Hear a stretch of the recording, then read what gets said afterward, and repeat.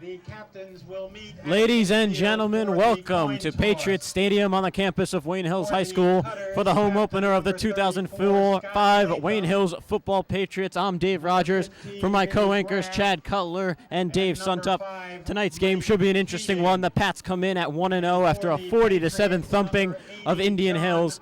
Tonight, the matchup will be with the Cutters, an NBIL foe out of Fairlawn High School. And I'd say the key to tonight's matchup is going to be the running game for both teams, Chad. Well, Dave, you struck the nail already. This Wayne Hills rushing attack has been solid. You remember last year, Super Ray Van Penen absolutely dominated the field, practically led them to the state championship. Now it's a different year. He opened up week 1. He got 4 touchdowns, only 11 carries, 145 yards. The only way you're going to stop this guy is if you build a brick wall. Dave, what are we looking at on the other side? Well, for the Fairlawn Cutters, Vincent Graff is their offensive star. He played quarterback last week. He likes to run the ball, but this week he's playing running back because last week he had a tough go-around playing quarterback. He threw 5 passes. He completed 1 and threw 1 interception at Ramapo, and Fairlawn lost 38-0. Vincent Graff ran the ball 11 times last week for 45 yards, and he's the Fairlawn's main offensive weapon, and Wayne Hills has to look to stop him. And if I were the Patriots, I'd put 8 guys up in the box and make Fairlawn throw the ball. Absolutely, Dave. I mean, Fairlawn's passing attack has been highly suspect so thus far this season. Load the box up. You got to stop this run. Patriots offensively are going to start off with Mike Peischel at quarterback, wide receivers Zach Mink, Jeff Przinski, and the fabulous Nick Romeo. Nick Romeo has been something else, 2 touchdowns in the first game of the season. At fullback, they'll go with Alex Gibson, Super Ray Van Penen at tailback. The offensive line will consist of Paul John, Matt Johnson, Matt Gallo, Dave Ogden, and Pete Staluppi. At tight end, Big John Ein will get the start. Coach Chris Olson in his 18th season as the Patriots head coach. Chad, what are your predictions for tonight's game? Well, I think it's pretty clear and simple. I do expect Wayne Hills to prevail, and I don't think it's going to be too close. I'm projecting around a 38-7 score, but I think when you look at this Wayne Hills team, you have to think to yourself, how good can you possibly get? This team may challenge last year's team as the best ever. Dave, your prediction? I'm going to have to say 46-7. Fairlawn didn't score anything. They didn't do anything on offense last game at Ramapo. They're going to be hungry for this game. I think they'll get a touchdown. And Wayne Hills, they have such a powerful offense of Ray Van Penen, Peischel, Romeo. And last week they had 40 points in the first half, and then they slowed it down. So if they slow it down this game, I don't think they'll get over 40. I don't think they'll get over 48 points that I predicted. But I don't think it's going to be a close game. And, folks, we're ready to start. Big country, Scott Schultz. He's the kicker for the Patriots. He had 2 touchbacks last week. He'll get us started off.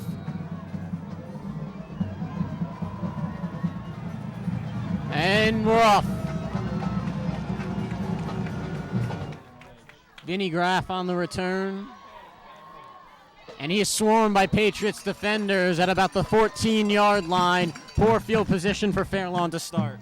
Well, what Fairlawn really has to do now is strike early. If they have any chance of challenging Wayne Hills in this ballgame, it's going to have to be an early blow, whether that be throwing the football or running it. They will have to get on the board early. Otherwise, this could get ugly.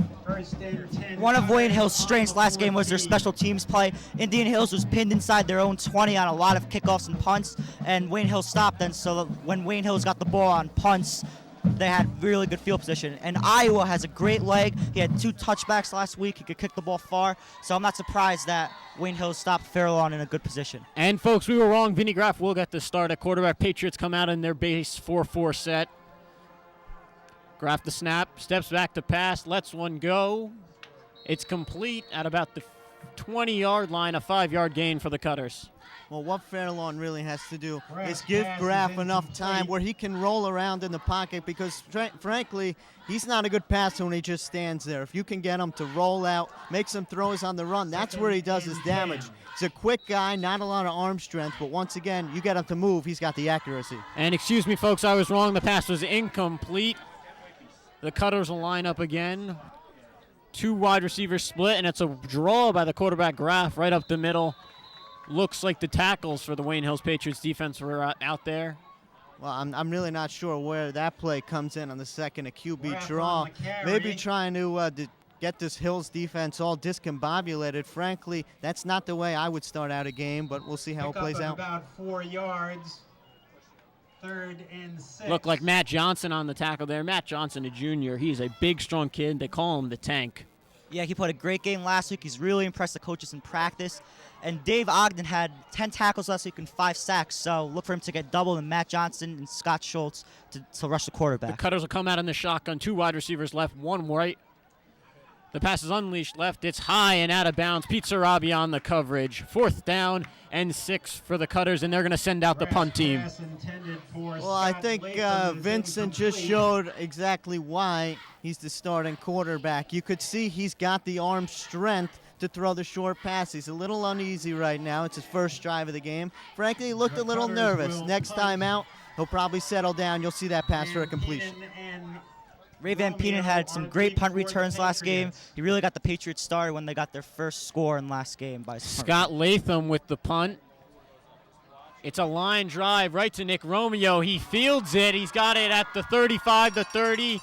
Tackled at about the 26-yard line. Real good field position for the Patriots on their opening drive of the night. Well, I can say this, both Daves, Coach Dave and Suntup, that's just one thing to come from Nikolai the Great. We all know at any given time that speed of his can absolutely explode for not only a big game, but a big yardage situation. Nikolai, as I like to call him, Nick Romeo, is a great player. Mike Beischel, the starting job this year, did a very good job in his opening game, completing 6 of only 8 passes. He lines up with Romeo in motion, fakes the speed sweep, drops back to pass, and leads John Ein just a little bit too far. It's going to be 2nd and 10. Well, I think you would have, if you talked to John after the game, he would have said, I should have had that, and he should have. It was not the best pass in the world, but frankly, maybe he's a little nervous because you got to reel that in. He was wide open. He gets that. We're looking at a 6-0 ball game. Absolutely, Chad. Beischel led him a little too far. Some happy feet there. Nick Romeo is going to come to the sideline. Beischel brings the play in. I'd look to go to Ray Van Penen here. He was unstoppable last week against the Braves. I'd force the Cutters to stop him and let him do his job and run the ball. Zach Mink and Jeff Brzezinski are split wide as the receivers. The handoff is to Van Penen straight up the middle. He breaks a tackle, gets about 6 yards down to the 24. Only 4 yards. Chad? He's just a battler. I think you see that right now. He's not going to go down. It's going to take around 3 shots to knock him on the turf, per se. I mean, Ray Van Penen is one of those runners. He's both strong and elusive. He can juke you. He can run right over you. He's a special breed of running back, and Wayne Hills seems to crank him out every year. Guys, we got a 3rd and 7 here. What would you do, pass or run?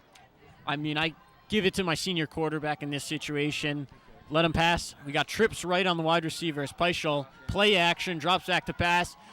Hits Nick Romeo at about the 10-yard line, and he's swarmed by Fairlawn Cutters defenders. It's going to be a 1st down and goal for the Patriots. Well, I think you see right there Nikolai the Great on a little curl pass, and he was open. You know, he's got that mobility where Mike Beischel's a different type of breed than we saw in Nick Warza last year. Mike Beischel is more of a calm passer where Warza was going to force a lot of stuff, which was good and bad. But Beischel, he's a little more conservative, and you saw with going to Nick there, it worked out. Mike Beischel, very intelligent kid, near 4.0 grade point average. He'll hand off to Van Penen, gets a juke, breaks a tackle, and he'll be brought down at about the 6-yard line. 2nd down and 6 yards to go. I give the ball to Van Penen here in this situation. He's a great back inside the red zone. Let him do his job. Let him get in the end zone. As for Beischel, last week in the opener at Indian Hills, he was very successful completing short passes as he did to his tight ends and to the wide receivers, and he looked very comfortable last week in his first start. We have a flag on the play. Looks like the Patriots are going to be backed up 10 yards for holding. Didn't really see that holding, Chad. Couldn't give you a number on that one, but it's going to be, looks like goal, 1st and goal. 1st and goal or 1st and 20. The 1st down marker is basically right on the goal line, so they're at the 20-yard line, still inside the red zone. Beischel fake play action to Van Penen. He'll roll out, sends one, and it's Intercepted by Fairlawn in the end zone. That'll be a touchback. He really aired one out there for Romeo. Not much pace on the ball. Nick Romeo's put in a tight spot there. Well, that's one thing Mike Peischel, as I like to call him, Mr. Quickie, has got to prevent from happening. You can't just throw it up. Yes, you have a lot of confidence in Nikolai the Great, but there comes a time where he's double covered. That means you got to send it over to another part of the field. You can't just lob it over there, but I'm sure Mr. Quickie will rebound. And so Vinny Graff and his running back Scott Latham, a very talented lacrosse player as well, will take the field at the 20-yard line. Patriots come out again in the 4-4. Ogden, Johnson, looks like Paul John and John Ein as the defensive linemen. Sarabia, Fitzpatrick, Dubin, and Alex Gibson as the linebackers, and Rodriguez, Romeo, and Ray Van Penen as the defensive backs. Graff lines up with a tight end in motion and 3 wide receivers.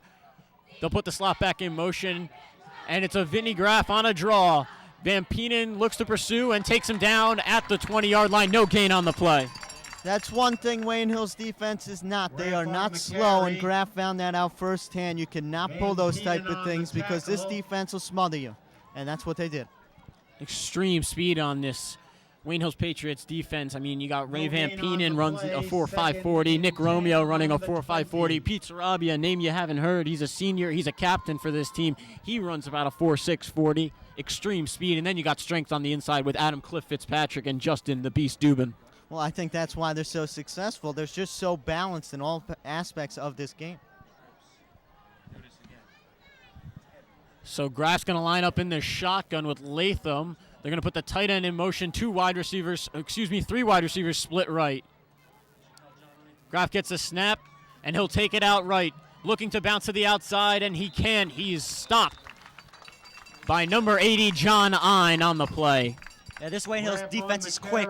I'm sure you've seen that the last 2 plays. They're good at scouting. They know what to expect, and I know that Vincent Graff likes to run the ball, and they've stopped him on 2 plays, and they've done a good job so far containing the run. And he's their big offensive weapon, so if they could stop him, the defense is gonna do a great job tonight. One thing that does get overlooked on this Wayne Hills team is the fullback and sometimes defensive player, the Irish Stallion, Alex Gibson. This kid spends more time in the weight room than I do on the tennis court, and that's quite a bit.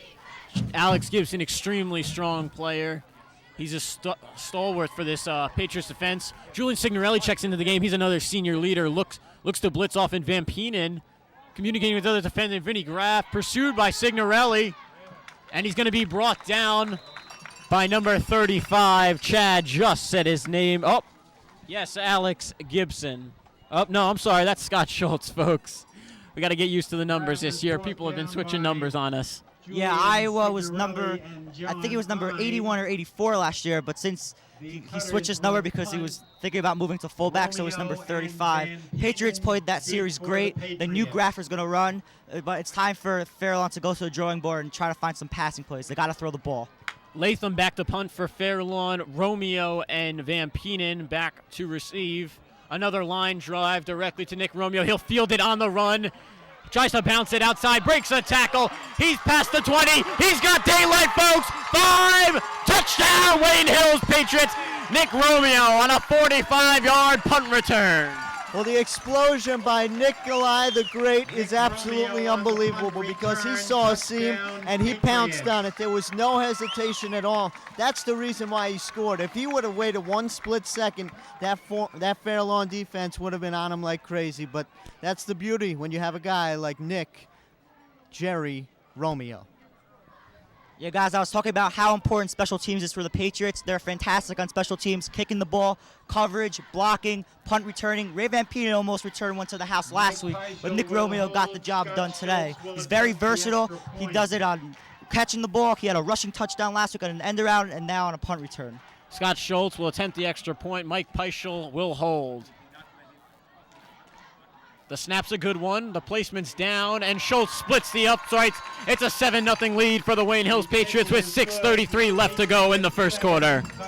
Iowa, he's a new kicker this year. Last week he was 4 for 6 on extra points, and he has a great leg. He had 2 touchbacks, and I was talking to him, and he said the longest field goal he's ever kicked was 43 yards, and that was in his first try in practice. So maybe if they don't get the ball far inside the red zone, they could kick a field goal because he has a great leg. Something that shouldn't go overlooked on that last play for the touchdown, Danny Deseco, younger brother of Pete Deseco, one of the talented running backs for Wayne Hills last year, made a great seal block for Romeo on the outside and sprung him for the touchdown. Deseco, only a sophomore, looks to do great things for the Wayne Hills football Patriots in the future. Well, that's what his job is right now. He is strictly a blocker. If he does that, then eventually he's going to move to that starting running back spot. But right now his job is to block. He does that efficiently. We may be looking at another championship run. For the Cutters. And so Schultz will again kick it off from the 40. Vinny Graff, and I believe that's Scott Latham back to receive the kick.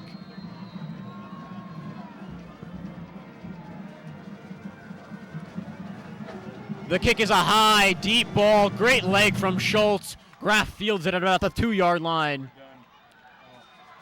Gets it out to about the 25, and he's swarmed by a host of Patriots defenders. Coach Dave, let's go back to that touchdown there. I want to ask you, you've been involved in this game for 15 some odd years.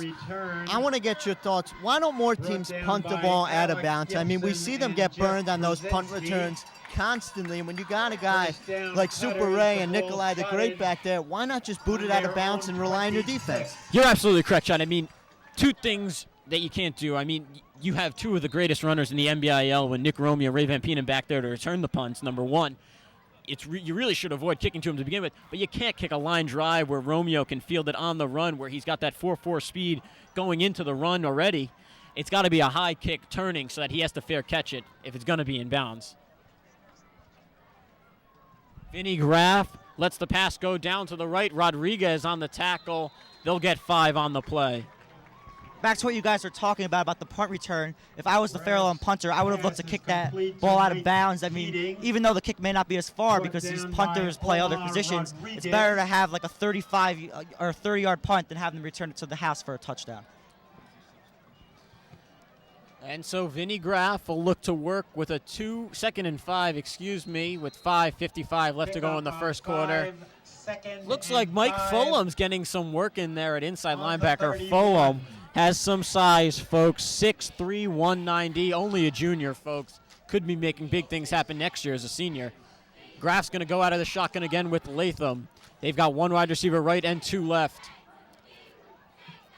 The handoff's right up the middle, and Latham takes it for about 6 yards and a Fairlawn Cutter first down. Well, that's a nice run right there. He took what they gave him. He gave him a little room to run, and he took the daylight. No, it was not a big gain, but heck, this guy has shown he can go through some holes, and a little bit right there. I think you're seeing the Fairlawn offense start stepping it up. Good for Fairlawn to change it up there. Graff's had most of the carries. Good to hand it off to one of the running backs, trying to throw the Patriots defense off guard. And I'm sorry, that was Mike Liptrot filling in for Mike Latham there, or Scott Latham, Graff again with Liptrot in the backfield. 1 wide receiver left, 2 right. It's a draw. He'll try to bounce it outside. Almost gets tripped up by number 45, Adam Fitzpatrick, and he's brought down by number 72, Matt Johnson. No gain on the play. You know, they got to go to something new when it's not working, and Graff running the ball hasn't worked so far. Try to air out a long pass and get the Patriots defense off guard. Johnson will exit the game. Second and 10 for the Cutters. They look to be in a more of a, 2nd and 8. They look to be in more of a passing situation, and so they'll get Johnson out of there and throw in a pass rusher.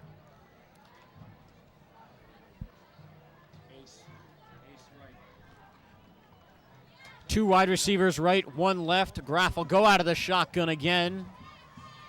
The snap's good. Unleashes one to the left. It's too long and out of bounds. Nick Romeo on the coverage along with number 3, Omar Rodriguez. Omar Rodriguez, another new name. He's a senior for this team. He's a leader. You haven't really heard about him, but he's been doing some great work there at cornerback.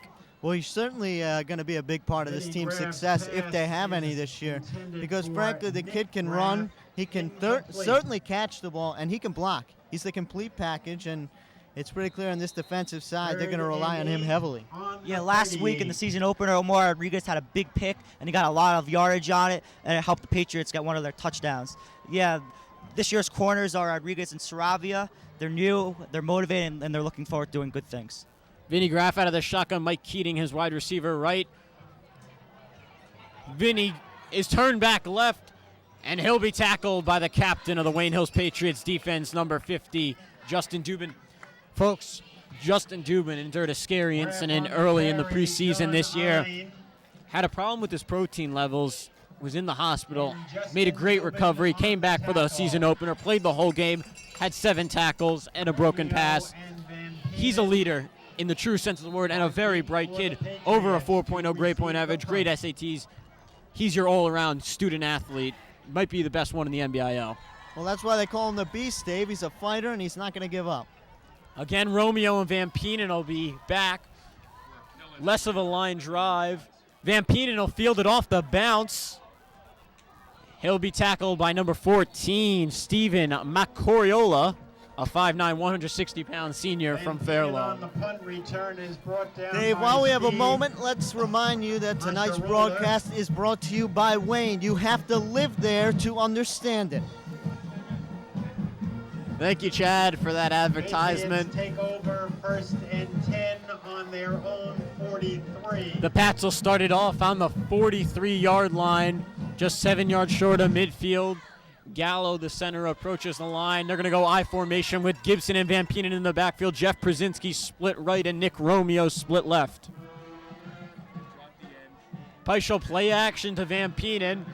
Scrambles, and he'll get out of the pocket.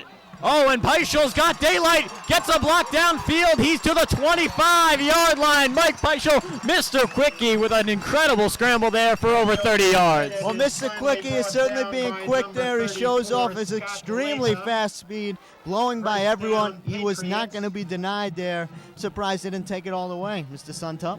That's the, oh, I'm sorry, Dave, but that's the intelligence we were talking about before the game, folks. He knows when he's beat in the pocket. He threw an interception before, but he's quick to recover. Good athlete there, Mike Peischel. Yeah, smart decision there. He didn't have anything. Don't throw it. Run the ball if you can. I formation again. Mink will be the wide receiver. They'll hand it off to the stallion, Alex Gibson, and he'll be brought back by a gang of Fairlawn defenders. No gain on the play. Well, yeah, you said it, Dave. The Irish Stallion was just stuffed right there. Gibson is a power runner. You're going to give him the ball when you're inside the 5-yard line, and he's going to get you that touchdown. He can still be dangerous out here, but he doesn't have that kind of explosiveness that Super Ray has. There seems to be a flag down. Late flag on the play, folks. It's going to be unsportsmanlike conduct, I believe, on number 32, Alex Gibson. Folks, in high school football, and I think even in college football, you say one word to your opposing defender, refs are going to flag you. Ray Van Penen's only had 1 carry so far. The Patriots look to get on the ball. Last week he was unstoppable. They need to get on the ball, let him run the ball. While we have a moment, I'd like to give you tonight's trivia question brought to you by Wayne Hills High School. Study hard and get good grades. We're going to start off easy here tonight because first game of the season, got to get into football shape. Here is the question. Who caught the game-winning touchdown pass in last year's state championship game? Was it A, Ray Van Penen, B, Kyle Kavanaugh, or C, Nick Romeo? Answer coming up in the second quarter. Thank you, Dave, for that trivia question. The Patriots will be backed up 15 yards back to the 40-yard line. So it's going to be 2nd and 25. Peichel's going to go in a single back here with Ray Van Penen. About 25. A little bit of a hold-up here. Refs are discussing something, maybe about the placement of the ball, but it looks right now as Peichel's going to go in a single back with the senior Johnny O'Keefe split right as the wide receiver, and Zach Mink, another senior, split left. They're going to go with 2 tight ends, Scott Schultz and John Ein. Peischel takes the snap. Another play action to Van Penen. He'll let one go for Ein. Ein with great hands. Gets about 14 yards on the play, and he's tackled at about the 30-yard line. I mean, Ein's got rubber grips on his hands. That's how good he catches. You get anywhere near him, he's going to bring it down, the big fella. John Ein, In fact, a Division I recruited tight end, getting looks from Toledo, and there's been rumors about Virginia Tech. Ein is a talented tight end, and he's got the size to possibly excel at the Division I level. That was a good play call there by the Patriots. Van Peenen's a great back. They're going to look to stop him. Go to Romeo here on another play action. Peischel tosses it outside to Van Peenen. He'll look to bounce it outside. Does so, and he's got daylight at the 5. Touchdown, Ray Van Peenen. That's the dynamic speed that we talked about all day. Well, Super Ray makes a reservation for 6 and a possible 7th on the way here. Super Ray exploding to the outside on the sweep. There's just no way you can stop him unless, once again, you build that wall. Ray Van Peenen looked like he was going to bounce it up inside. He just completely fooled the Fair Lawn defenders. Had daylight, had about a yard from the sideline, and he took it down. That 4.4 speed proved true, and he got in the end zone. Schultz will be out there again to attempt the extra point. Peischel will hold. Ein will be the snap.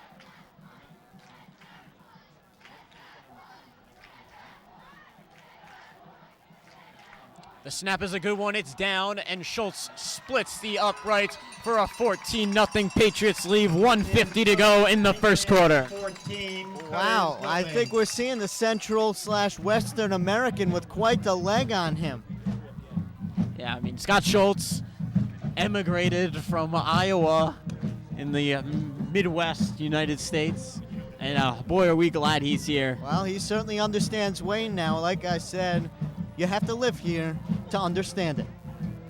Yeah, Iowa's got quite a leg. He told me he could kick a 43-yard field goal. He's done it in practice. Great leg, and on kickoffs, he gets a lot of touchbacks. But the coaches, when I was talking to him, he said the coaches want him to work on kicking the ball higher because if he kicks the ball in the end zone, they don't return it. They have it at the 20. But with the great special teams coverage the Patriots have, if Fair Lawn tries to return the kick, they can nail them inside the 20. Carlton Martin going to check in the game at the kickoff. He's a 5'7", 175-pound sophomore, a little generous there, but good to see him getting early action in his career. Yeah, I was talking to Carlton. He was excited about this game. He's excited that he's playing varsity, and he's ready to mow the lawn tonight. And so Schultz will kick it off. Looks like Liptrop and Vinny Graff back to return.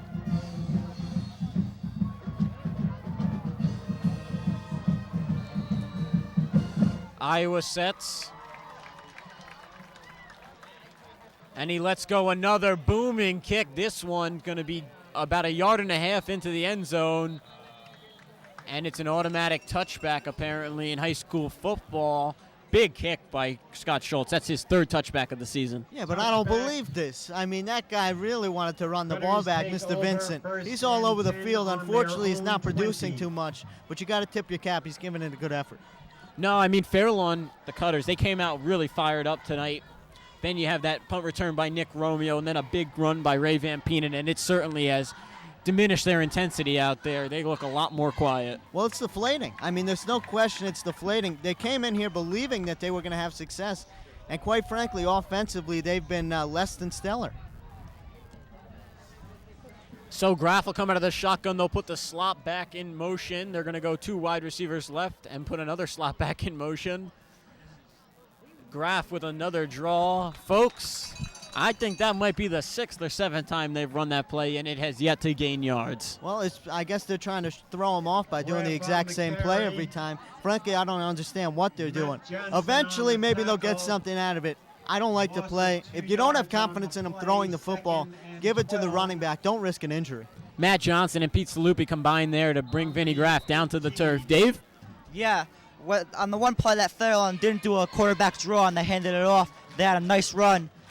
The Patriots are always prepared for every game. Coach Olson always has his team ready to play, and they know that they're going to throw at them a lot of quarterback draws.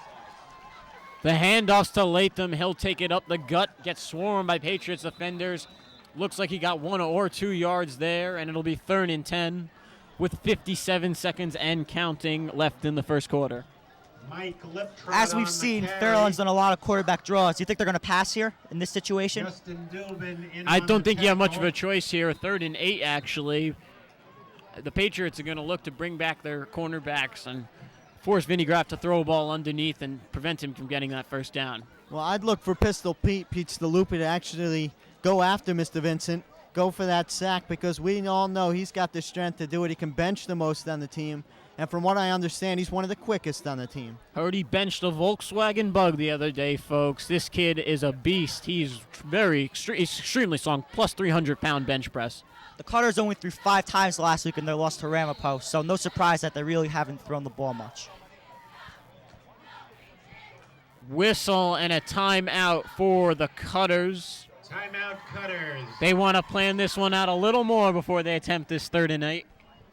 Gotta try something new here. You gotta throw the ball down the field. The Patriots cornerbacks have only been tested once, and they're not doing it enough. They have to throw the ball on 3rd and 8. You can't expect the quarterback draw to get you 8 yards in this situation when the Patriots have been stopping it time after time in this situation. I mean, this is probably going to be the last play of the quarter. Can't hold anything back now, Coach Dave. Certainly can't hold anything back now. Coach Dave, I just want to make one point here. Obviously, you're down 14-0. But you look at this game, and it could be a lot worse. Do you go into this mini break going into the second quarter if you're Fairlawn thinking, you know what, we worked out this quarter. We didn't give up as many points as we should have. Absolutely, Chad. I mean, they have to look at this positively. The score could be as high as 21 or 28-0, and they have, I don't know how to say this, but they've weathered the storm a little bit from the Wayne Hills Patriots, and 14-0 down after one quarter, it still leaves them in the ballgame. Yeah, it also didn't help that Peischel threw the interception to Romeo in the end zone. It was a good try on that play, but if you don't have it, don't force it. And Peichel's a smart player, and he usually doesn't make mistakes like that. Graf will line up under center with a single back and 3 wide receivers. He'll drop back. Loads of pressure from the Patriots. The pass is too high for his intended receiver and broken up by number 50, Justin Dubin, the defensive captain for the Patriots. Well, that's just not a smart play by Graf. I don't think there's any way you could ask him right now. He'd be satisfied with that. He was swarmed with Patriot defenders. Why force a throw falling away? Just throw it out of bounds, my friend. That was almost a pick. Absolutely, Chad. Latham will punt for the Cutters. And the Patriots the Patriots defensive line was great last week. They have to double Ogden because he's so dominant. That's why they had so much pressure. Latham, another line drive. This one will go out of bounds. Very short kick, 25 yards. And the Patriots will line up in Fairlawn Cutter territory. That is the end of the first quarter. Folks, that's the end of the first quarter. Wayne Hills Patriots are up 14-0. They'll start with the 1st and 10 on the 40-yard line when play resumes. Chad, what do you have to say for the Patriots? I mean, defensively, they've looked great, and offensively, one misstep, but pretty strong thus far. Well, defensively, they've been as solid as you come. Offensively, like I said before, I'm sure they're not satisfied. Yes, they're up 14-0, and they've played pretty well, but there's occasions where they should have capitalized. They have not converted on all the plays, that interception being the one that I point to the most. So, in essence, the offense has not been terrific. It's been good enough because they're that good. But as far as executing, I look for a much stronger showing in the second quarter. That's all I have to say. Very improved since from week 1. Omar Rodriguez at the corner. He got passed on heavily against Indian Hills. A lot of completions came his way. But tonight, he really has not had actually, I think he's held his receiver to 0 receptions. Really doing a great job. Has improved dramatically in 1 week. And folks, Dave Suntup's going to take a break for 1 quarter, and we're going to bring Andrew Gayo into the booth. Yeah, I agree with Chad. All you said, the offense hasn't been great, but well enough to keep them in the game. And the Cutters, you got to give them credit that they're stopping the Patriots, but they're too self-centered around Vincent Graf, their quarterback. As Dave mentioned before, that on 3rd and 8 they can't keep running draw plays. They really need to spread it around, spread apart the Patriots defense, and get the ball in our people's hands besides Graf's. Now, Andrew, you're a former player. I know this. I played alongside with you for around 5 years. What's your mindset if you're Fairlawn right now? How do you approach a deficit of being down 2 touchdowns? Do you take it 1 score at a time? Yes, I would take it 1 score at a time, especially against the Patriots, who's such a their offensive powerhouse and a great ball club. But, yeah, I would take it one touch at a time, especially if you're only down by 2 touchdowns at the end of the first quarter. So Peischel will line up under the center, fakes the bubble screen. He'll take it right up the middle, has a convoy downfield. Matt Johnson makes a block, and Peischel will be tacked at the 20-yard line. Gets about 15 yards there. Nice play by Mike Peischel. Well, Mr. Quickie continues his attack on the ground rather than with his arm tonight because they're giving it to him. If you cut that off, you force him to beat you with your arm. That's what you got to do with every quarterback. You cannot allow, especially Mr. Quickie, to beat you with his feet. I mean, Nick Romeo scored a touchdown on the bubble pass, so Fairlawn knows all about it.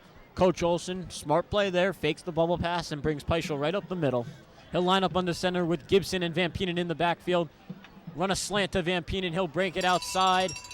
Get about 5 yards on the carry. He'll be down at about the 14-yard line. Van Penen, he's so versatile with this offense, especially most of the Mike Peischel spreads the ball around, but going back to Van Penen, he can go inside, he can go outside, he does so many things well for you. Really, if you're defending him, you have to cover everywhere on the field. Well, he's beyond a well-rounded player. I think you're seeing that from his game. He can catch too. I mean, that gets mixed up in all this. He can be an excellent receiver if needed. I mean, they line him up sometimes in that wide receiver slot. He's a complete football player. So Peischel will hand off again to Van Penen right up the gut.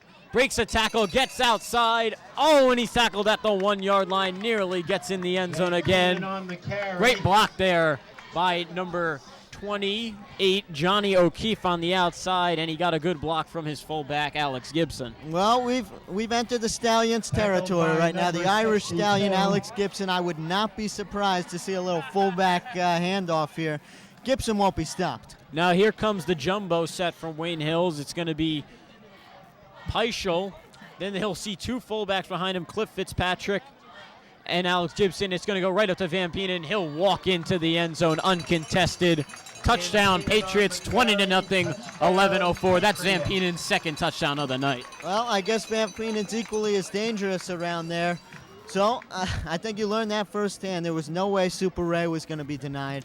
He got the ball near the goal line. He stuffed it over the goal line. Like I said before, Chad, he's very dynamic, makes great plays both with his jukes, and he's also extremely powerful. He can run you over on the goal line. Yeah, that's one thing the Patriots, over the years, they've been blessed with great running backs. You look back to the 2002 team with Dave Adamo.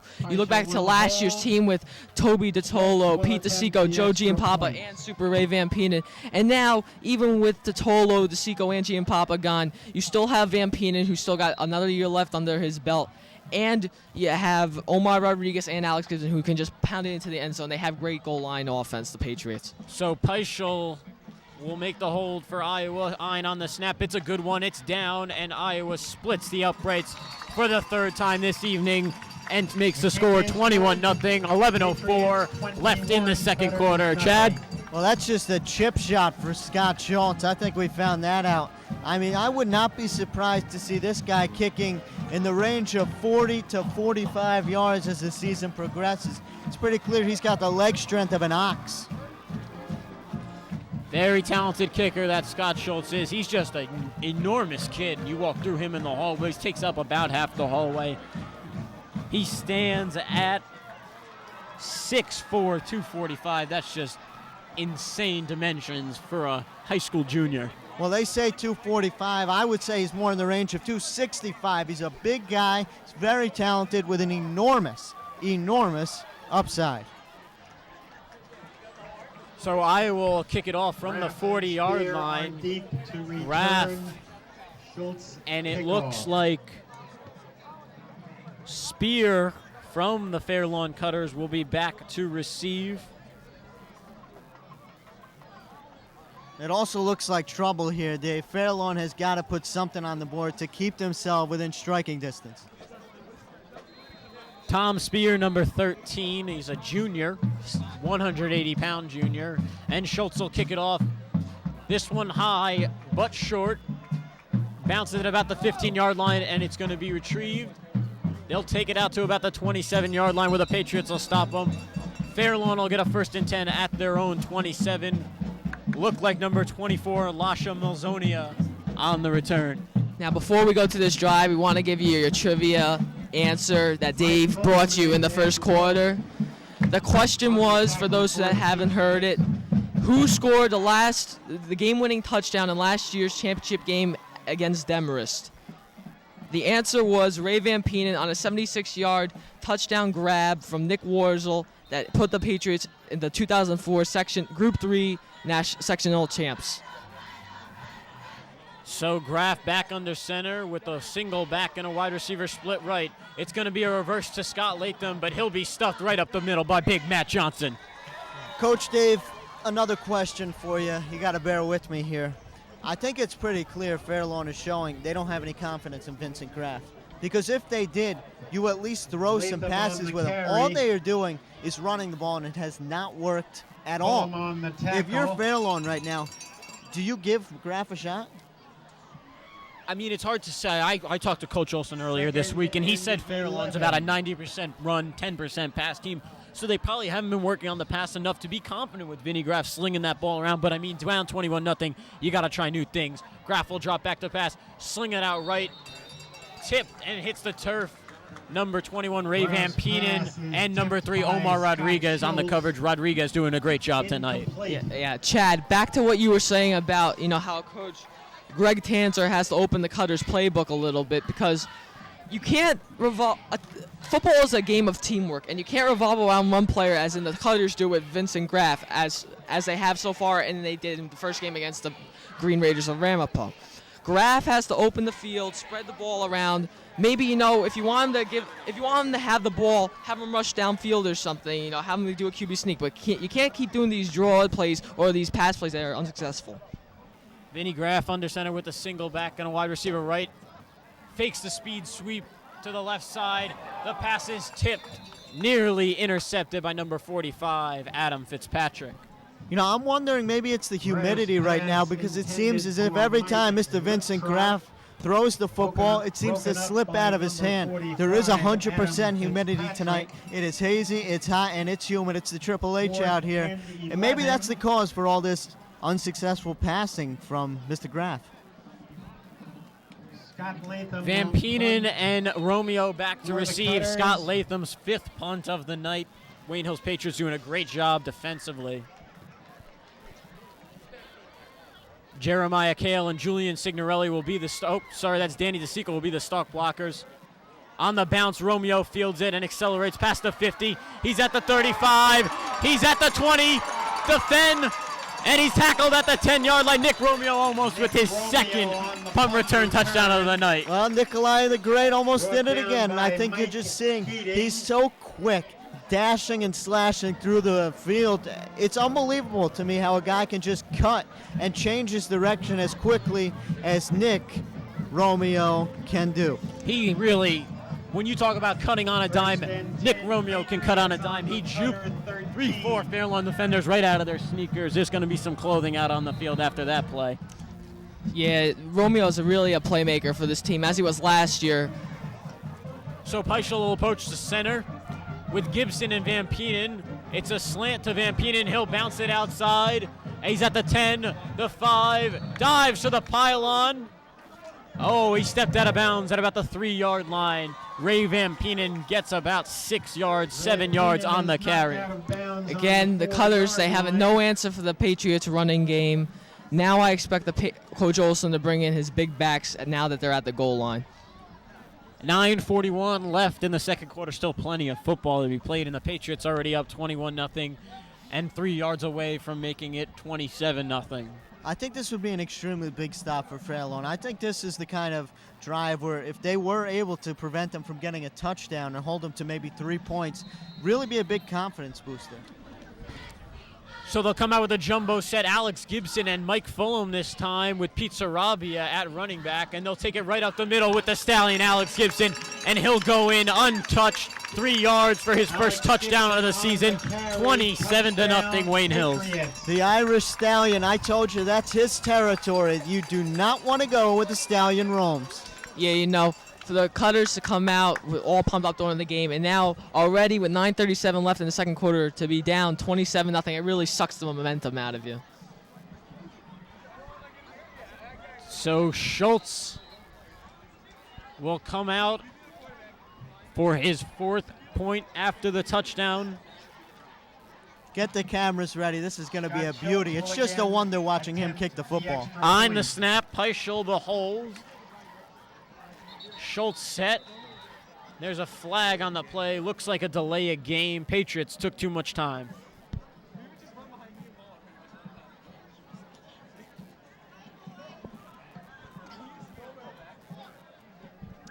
Chad, now that they're down 27-0, the Cutters, do you think they have any life back in them, to come back and make this a closer game?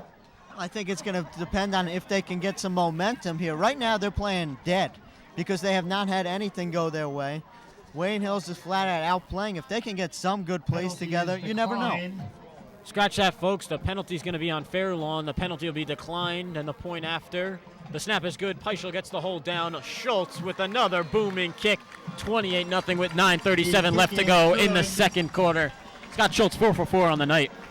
Yeah, he looked good last game with his extra points until he botched those 2 kicks, but he really has such a strong leg that he makes it look so easy out there when he kicks. Well, I think we've reached a pivotal point of the game where it's 28-0, where this Fairlawn offense has got to get something together, whether it be scoring or just get down the field, period. They got to do something. Absolutely, Chad. I mean, more than even getting a touchdown, they need to keep their defense off the field. They need to give their defense a chance to rest. Wayne Hills is running all over that defense. They're tired right now. The Cutters need to mount some decent possession here and keep the Patriots offense off the field and keep their defense off the field as well. One thing we haven't mentioned so far has been the Patriots special team has been absolutely terrific. You got to give special teams coach Walter Johnson a lot of credit. Wally World is quite the coach. He's a good friend of mine, and he loves the special teams unit. Walt Johnson, a 10-time state champion. He's got 10 rings. Every finger is covered. Actually, I think it's 11 after last year's state title. And he's got this special teams engine running to perfection. Iowa with the kickoff. This one's high and deep. What a beauty. End-over-end kick. It's fielded by Graff at the 10. He'll take it up to about the 25-yard line, and he's gang tackled by a multitude of Wayne Hills defenders.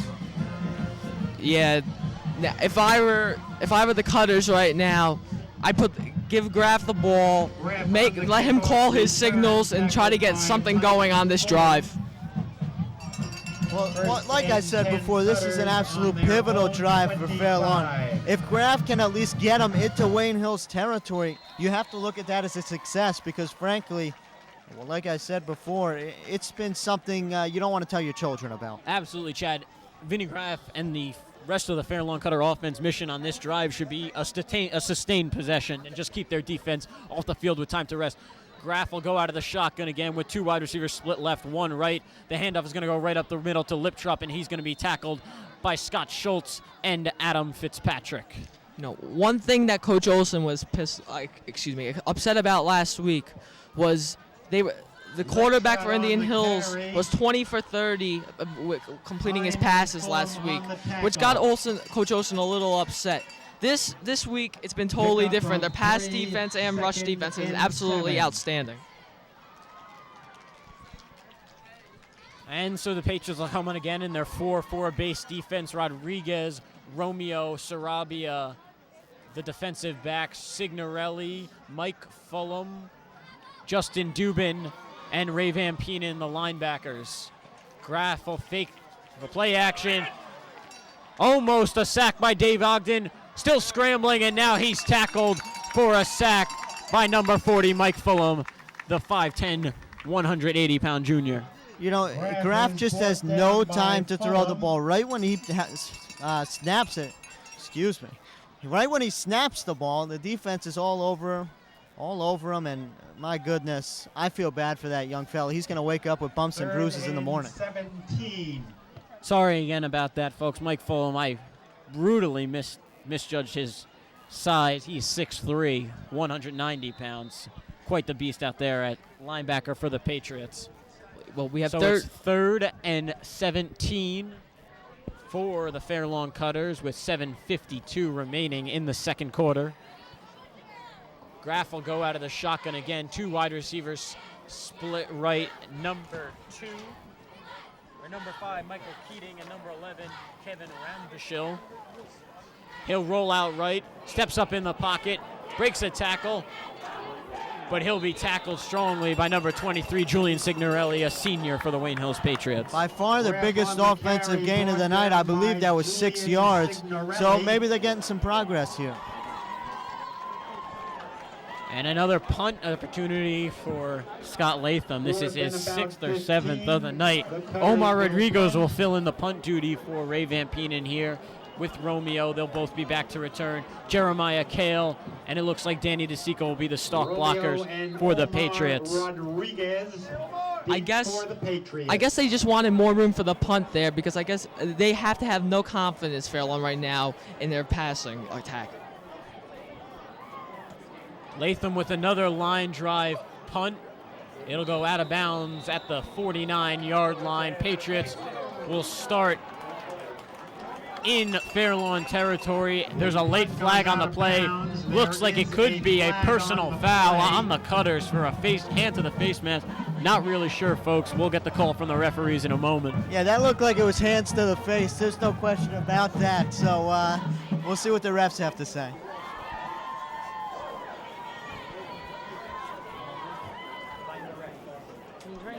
It really seems like the Wayne Hills Patriots football team doesn't just replace players, they just reload. It's talented player after talented player coming up through the classes.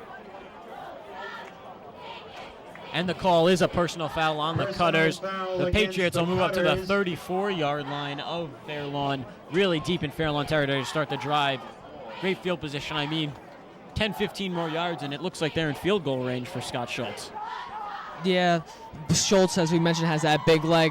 But I want to point out one thing. You know, last year under the center, we had Nick Warzel, who had a great arm and, they can throw the ball downfield. We haven't mentioned much that Mike Peischel, he has a nice arm, but he can also run in the pocket. The Patriots haven't really had a scrambling quarterback ever since Brendan Monahan left. Mike Peischel gives them a lot of options on the offense, and he's a very good asset to this team. Little discussion out there about who the penalty is on. You can hear Coach Olsen barking from the sideline. The penalty is marked off from where the ball went out of bounds. And so it will be a 15-yard personal foul on the Cutters. 35-yard line starting possession for the Patriots. 1st and 10, 6:43 to go in the second quarter. Peischel under center with Gibson, Van Penen in the backfield. And that looks like Romeo and Zach Mink split wide right. Peischel eludes a defender and gets rid of the ball to John Ein for a 10-yard first down. Great elusive speed by Peischel, and he gets the pass completed to his big tight end. Well, John Ein is just a tremendous athlete, and you can see it right there. Very smart player. He doesn't abandon his post to go help Mr. Quickie and get some blockers so he can run. He stays in his spot. He's open. He gets the pass. That's what the great players do. That is a first Absolutely, down, Chad. Patriots. Romeo and Mink will check out of the game. It looks like Brzezinski and O'Keefe will fill in at the wide receiver position.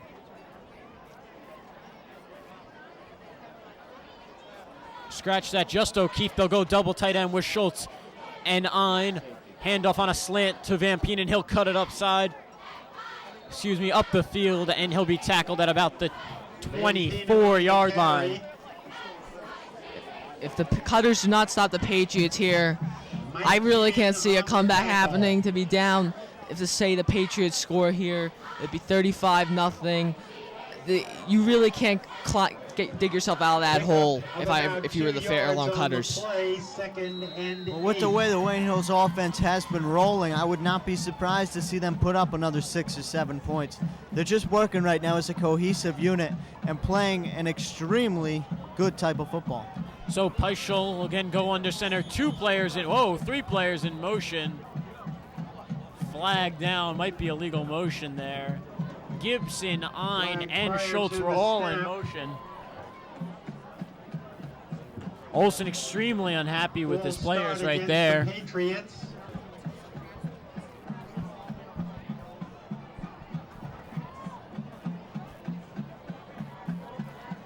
So the Pats will back up 5 yards to the 28-yard line. It'll be 2nd and about 13 yards. 2nd and 13. Mink is the lone wide receiver. They'll go 2 tight ends, Iowa and John Ein. All 3, Ein, Gibson, and Schultz go in motion. Van Penen is the tailback. It's a slant to Van Penen.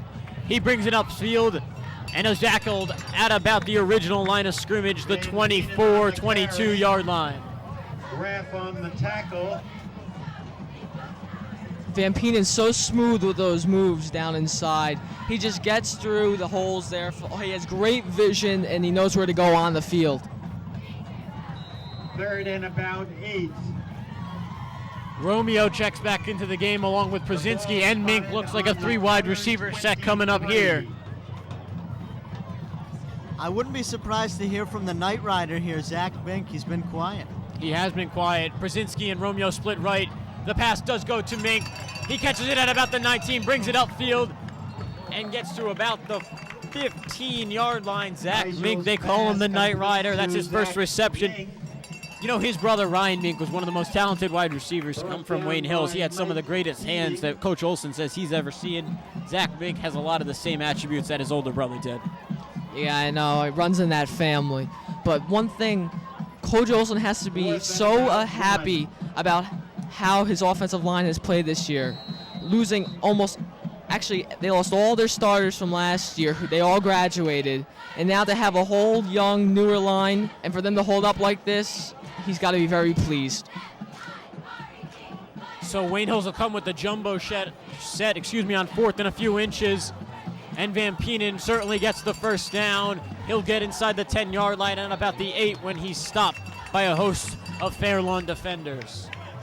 Well, like I said earlier, he's a grinder. You know, he's going to work. He's not going to let you get him down on a little cheap shot. He's going to continue to work, and you saw right there, it took a good 4 or 5 guys to take him onto this beautiful grass surface. Absolutely, Chad. The maintenance crew has done a fantastic job with all the rain we've had recently and the sprinkler system breaking over the summer. They really have revamped this playing surface, and it's looking as green as ever. Well, in giving people credit, how about these cheerleaders? You know, they get overlooked in a lot of this, but these girls are out there. They're working their tails off all summer, working with this team, trying to get acquainted with everyone, and they're putting on a show right now. The Patriot power and everything, it's got this place exploding. It is a packed house. And they're playing as well as the football team is. The stands fairly filled to capacity here tonight for the home opener. Fans seem to have already been exited after the Wayne Hills impressive 28-0 start. 3:29 to left in the second quarter. Looks like we got a little TV timeout going. And Chad, would you like to give a mention to our sponsor? Yes, I would. Tonight's broadcast brought to you by Wayne. You have to live there to understand it. Also by Patriot Stadium. Relax, take a breath, and watch a football game. Both of those tonight brought to you also by Channel 77, the public access channel. So Peischel will come to center in the jumbo set. Van Penen, Gibson, and Fitzpatrick. The pass is going to go out to Scott Schultz, and he'll get the touchdown. He was wide open. Peischel delivered it right into the breadbasket, and it'll be 34-0 for the Patriots, with Schultz attempting the extra point. Excellent play call there. The Patriots pounding the ball inside the whole game. To mix it up like that, Peischel doing an excellent job doing the play action, and then getting it to Schultz, who was wide open in the end zone. Excellent play call. So Schultz with his first touchdown of the season, one of his first few receptions of the season. Doing a great job tonight. He's 4 for 4 on extra points, looking to make it 5 for 5, has a touchdown now. Mike Peischel has certainly recovered, and he's the holder for the extra point, which is a line drive, and it is good, just over the crossbar. Not his best kick, but hey, it counts. It's up on the scoreboard, and it's 35-0 with 3:23 left in the game, in the second quarter, excuse me. Mike Peischel certainly has recovered, as I was starting to say, and broke myself up, but Peischel has certainly recovered after that first interception early in the game. Well, yes, and that's what the great ones do. They're able to look ahead, look by that. He's not thinking about that anymore. I doubt he even remembers it. He approaches as a new game. Every drive is like starting out the game, or it's like going down the wire at the end. Mr. Quickie is quite the quarterback. He's quite the person, too. He's a great individual, great academic student, as you've mentioned. He's a kind-hearted person. He donated to the Red Cross for Hurricane Katrina. Overall, a well-rounded person, in addition to being a very good quarterback. Folks, I'd just like to let you know about some of the Wayne Hills activities that are participating in hurricane relief efforts. The peer leaders have contributed money to the relief effort, as well as FBLA and the Future Government Leaders of America. Schultz again will kick off from the 40. This one's high and deep. Vinny Graffel fielded at about the 5-yard line, takes it up the middle, and he's stopped by number 40, Mike Fulham, at about the 23-yard line. I don't know what I would do if I were the Cutters right now. You know, you're losing 35-0. Bring in your substitutes. You should see what they have. You know, bring in the younger players. If I were the Patriots, I'd do the same too. Show the bright spots of the future and what they have. On the tackle. Ladies and gentlemen, we have a missing purse that may have fallen beneath the stands. If anyone locates it, kindly bring it to Graff under center. Carolina Cutters, handoff. Thank you. And tackled by a group of Patriots at about the 25-yard line. It is a brown khaki type purse. Dave Rogers has left this game. He has had some family obligations. He was no longer able to stay, so Dave Suntup will be taking over the play-by-play duties. Dave, first time for you. Good game. Yeah, Strong Wayne Hills is performance. playing great. I like what I see so far. Great defense, great on offense, great special teams. Fairlawn, they have to change it up, you know. Wayne Hills has been great all these years because they change it up. Coach Olson, when he sees something that's not working, he makes adjustments. Fairlawn hasn't done that in this game, and that's why they haven't gotten anything going on offense. 2 wide receivers set. Number 13 in motion, which is Tom Spear. Handoff, and Patriots stop him in the backfield for a loss. Well, nothing is going right now. With around 2:10 to play in the first half, nothing is going to go right the rest of this half. If you're Fairlawn, you just gotta suck it up. You gotta go into the locker room with an open mind, come out in the second half, and show what you're really made of. Yeah, Patriots defense looking outstanding so far as they have this season. Looking incredible in all assets. I mean, you look at the score right now, 35-0. They don't have to play as hard because Fairlawn, they have no motives right now. Just no passion whatsoever. 2 wide receivers on the left, 2 guys in the backfield. Patriots showing blitz. Handoff, and after he gets up, he's stopped right around the 20-yard line. Patriots saw that coming all the way. Great defense on that drive. Lip trot on the carry. Mike Massoud on the tackle. Mike Massoud on the tackle, lip trot on the carry. Massoud's a talented player. He really is. He's a junior, and he's strong. He's a tough kid. He's a guy that's going to go out there. Maybe he's not going to be the impact player like a Super Ray, but he's going to do stuff maybe that doesn't show up on the stat sheet. And you know what? That's what a real role player does. He's a very good football player and a very good person. He's best defined as Mr. Intangibles, I guess you could say, Chad. Nick Romeo already has a punt return for a touchdown, and Fairlawn tried to squib last time, and he got a big return. They got to kick the ball out of bounds here. High snap, punt away, short kick. Romeo has it. Romeo gets around a blocker, keeps on going, breaks a tackle, and he gets a couple of extra yards there. It looks like he's down at the 21-yard line. Romeo on the punt return, brought down by... And with 22 seconds left, you can expect to see Mr. Quickie take the ball in the air right now. Try to get a quick score before they go into halftime and really put the exclamation point on what has been a very successful first half. Yeah, they looked a little shaky coming out, but Peichel threw the interception, but ever since he's been lights out, and he's been very focused. And as you mentioned, he's very talented, and he forgets these things. 2 wide receivers set, I formation. Handoff to Deseco. Deseco's picking up where his brother left off. That's a very nice run. Put his head down, and he was not going to let anyone get in his way. Yeah, as I mentioned before, how the Patriots are so deep in their running backs. Now, I forgot to mention that they have Dan Deseco, who's a sophomore, who tore up the freshman ball last year. And they have Carlton Martin. They're just very deep at that position. Yeah, Dan Deseco and Ray Van Pena are going to be a great 1-2 punch. And that was a great carry for Dan Deseco, first of his varsity career. He tore it up at the freshman level last year. He's playing some sophomore in JV. He's doing a great job. And the Patriots are going to let the clock run out. Good sportsmanship. No need to run out the score. No need to risk any injuries. And the score at the half. The Wayne Hills Patriots 35. The Fairlawn Cutters nothing. Guys, what's your take on the first half? Well, my take is it's been a blowout. The score dictates on what's been happening. Sometimes that's not the case. Tonight it is. Fairlawn has just not been able to get anything going on the offensive or defensive side. Wayne Hills has played well. You know, I'm sure they believe they can play better.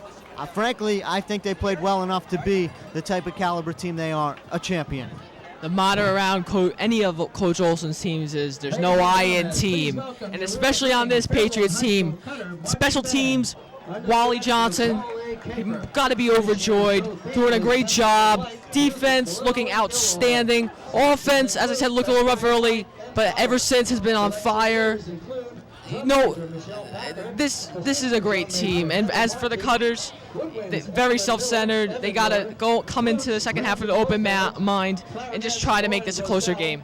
Yeah, Fairlawn's got to make some adjustments on offense. In 6 quarters this season, they haven't scored any points. It's not going to get any easier here in the second half. Patriots play great all around.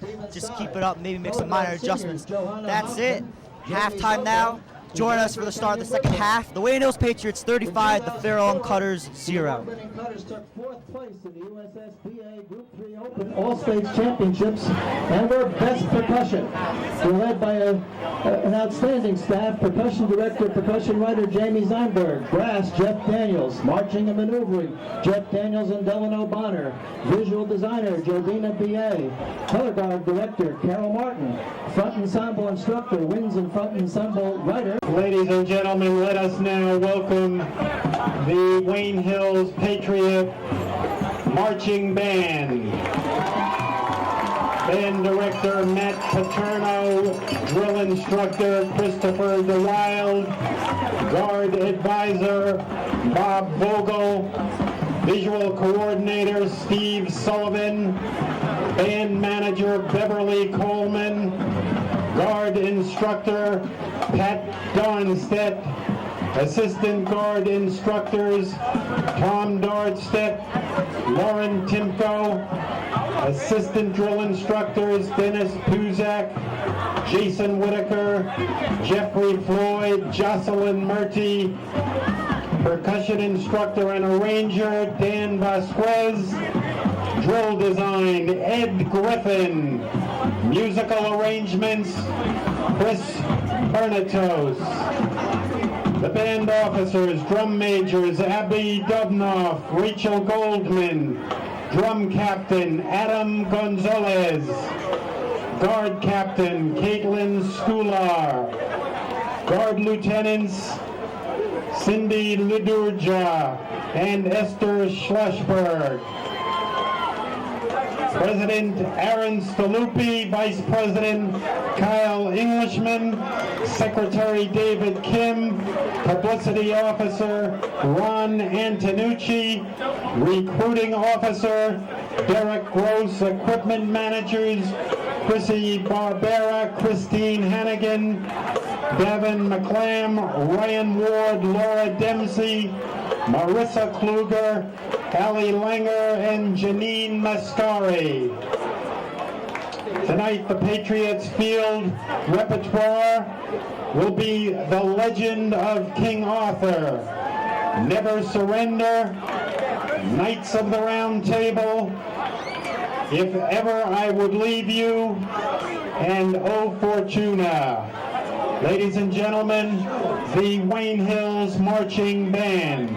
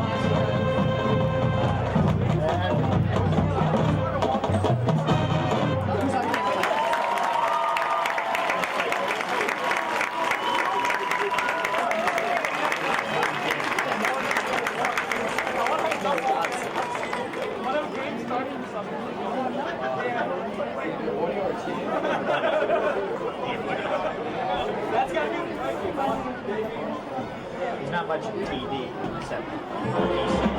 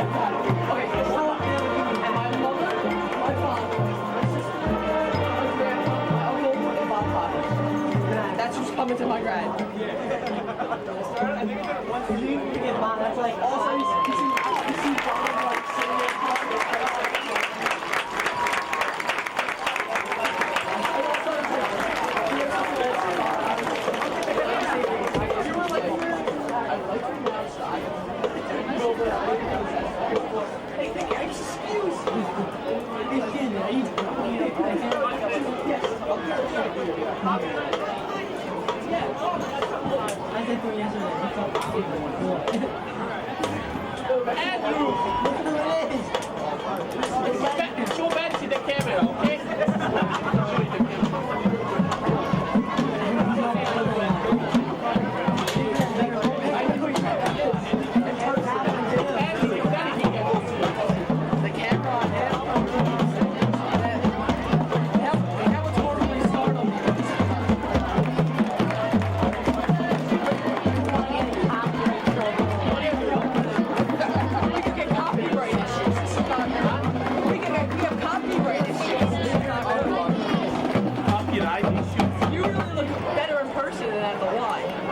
Yeah, listen.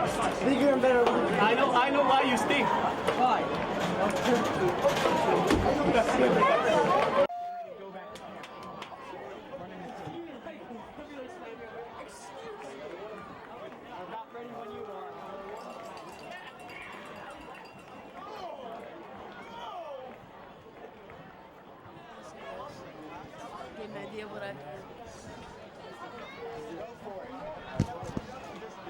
Welcome back to Patriot Stadium, where the Wayne Hills Patriots are beating the Fairlawn Cutters pretty easily here, 35-0. I'm joined by two freshmen making their broadcasting debuts, Dan Cohen and Jason Oliphant. Guys, what do you think of what happened in the first half, and what do you think is going to transpire in the second half? Well, I really think that Hills blew out Fairlawn in the first half. I really think that Hills should bring in some backups. You can't have an injury in the second game rather. That's just not good for the rest of the season. Yeah, Dan, I agree with you. It is right now 35-0. It is just a total blowout. But I expect the people on the bench to come in for Wayne Hills. What adjustments do you think the Fairlawn Cutters should make in the second half? Well, they really need to put together their run game. They see their pass game isn't clicking, and if they're going to run the ball, they got to get something done. Maybe some better blocking from the offensive linemen. Something's got to happen.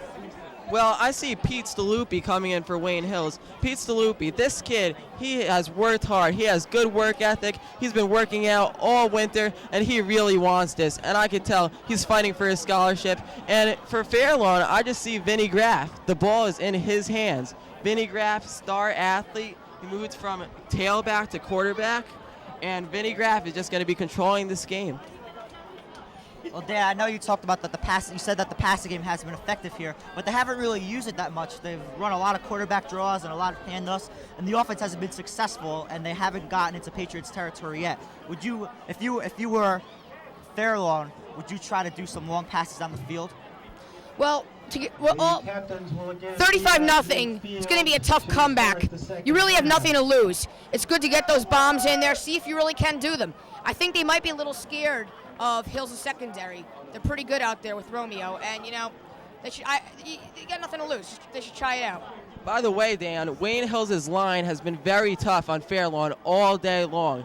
Their running backs has gotten nothing on Wayne Hills' line, and I just don't see anything happening. This is just a total blowout.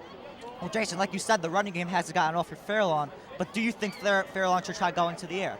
I think Fairlawn should go to the air. Vinny Graff, he does have a strong arm. He should just throw it out there, see what happens, because the running game is just totally bad. You should just have Vinny Graff just let it out. Yeah, the Patriots are going to receive to start the second half. The south goal.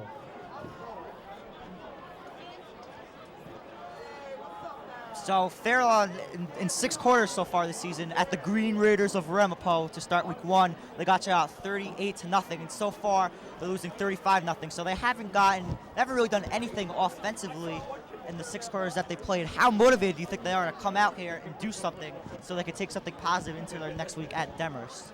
Well, momentum is huge in this league, and you need good momentum going into these hard teams. Demorest is a tough match for them. They really need a quick start against Demorest, put some points on the board early, take Demers down to that game, and, they could hang in there. They can pull an upset. But to get momentum, they need a strong second half. Yes, Dan, I totally agree with you. But last year, it's going to be a rematch of the state finals when it was Demers versus Wayne Hills in a thriller when Ray Van Penen scored the game-winning touchdown from a great pass from Nick Warzel. But I say it's going to be a great rematch, and I can't wait for next week. And by the way, Ray Van Penen, a great running back, leads in rushing with 145 yards. Actually, Jason, just to correct you there, the Wayne Hills is going bear hunting next week in Bergenfield. The week after, the next upcoming home game, they play the Demers Norsemen. Fairlawn ready to kick off. Kick is out of bounds, and that's not the way Fairlawn wants to start this half, and flag is thrown on the field. Looks like the Patriots are going to get the ball on their own 40 to start the half. The Patriots have had a great offensive attack so far. How much do you think this helps them, giving them this great field position? Field position's huge. The Hills Patriots, they can go 90, they can go 50. It's just going to make it a little bit easier, not going to need as much energy out of their offense. I think they'll bring it in for a touchdown. I wouldn't be surprised here, Dan, if Mike Peich will just let it loose here. It's 35-0, and they're just not putting any lack of offense on Fairlawn Cutters. Patriots elect to take the ball where it went out of bounds on the 40-yard line. Watch the 30-minute drill on Channel 77. Watch David Suntup, Andrew Gayo, Ryan Dubin, Andrew Axman, and the rest of the drill. Look at Channel 77 for local listings. Mike Peichel's still in the game. 3 wide receivers set. Peichel back to pass. And Romeo, you won't see that too often, drops the ball, but he still played a great game. And I wouldn't be too worried there if I was Wayne Hills. Yeah, that's quite rare. You don't see Romeo's got some nice hands. You don't see him drop many balls. Nick Romeo, very soft hands in the first half. He returned the punt return for a touchdown to start off the game. Nick Romeo, just a great athlete overall. Guys, it's 35-0 right now. Are you surprised Mike Peichel is still in this game? I got to say, yeah, I really don't think you should risk an injury this early in the season. Well, they haven't gotten a lot of time to play together because they've had 2 blowouts in games. The 2-man backfield, hand off to Deseco. He's got numbers. Good block by 72, and he's down at the 45.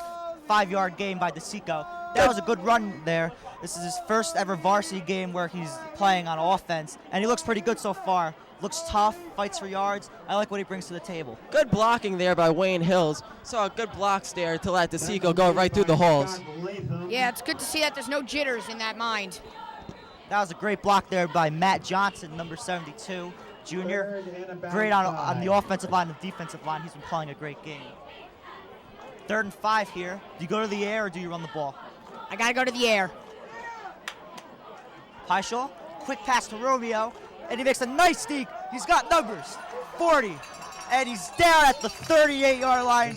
Great play called by Coach Olson on the quick pass to Nick Romeo. I think he made up for that drop before. Great catch by Nick Romeo. You saw that he has tons of speed there, going a good amount of yardage. When he gets to the sideline, he is off and running, off to the races. First down, Patriots. Patriots, 2-back set, 2 wide receiver set. Hand off to Deseco, and he is taken down by a couple of Fairlawn blockers at the Fairlawn 38-yard line. I'm very surprised now with what Coach Olson has been doing. I'm surprised that Mike Peichel is still in the game early in the 3rd quarter at 35-0. Well, Jason, last week Peichel only played really the first half, and then they brought Mike Giampapa in. And Mike Giampapa, just as you mentioned it, is now in the ball game. Last week he was 1 for 6. It was his first ever varsity game, and he was a little rusty last week because last year he was hurt a lot. He had tendonitis in his elbow, so he didn't have a lot of action. Giampapa back to pass, completes the pass to number 5, Jeff Krasinski, and he is down at about the 31-yard line. His first pass in a varsity game looks pretty good. Mike Giampapa, sophomore, he is a star of the future, and we expect many big things from him here at Wayne Hills. Mike Giampapa, also related to Joe Giampapa, who started at Wayne Hills on offense and defense last year. Joe Giampapa, one of the top players in North Jersey on defense. He's greatly missed, and now he's playing for the Rowan Proofs in Rowan, New Jersey. There's an injury to the Fairlawn Cutters on the field. This doesn't look good, and we hope he's okay. Timeout on the field.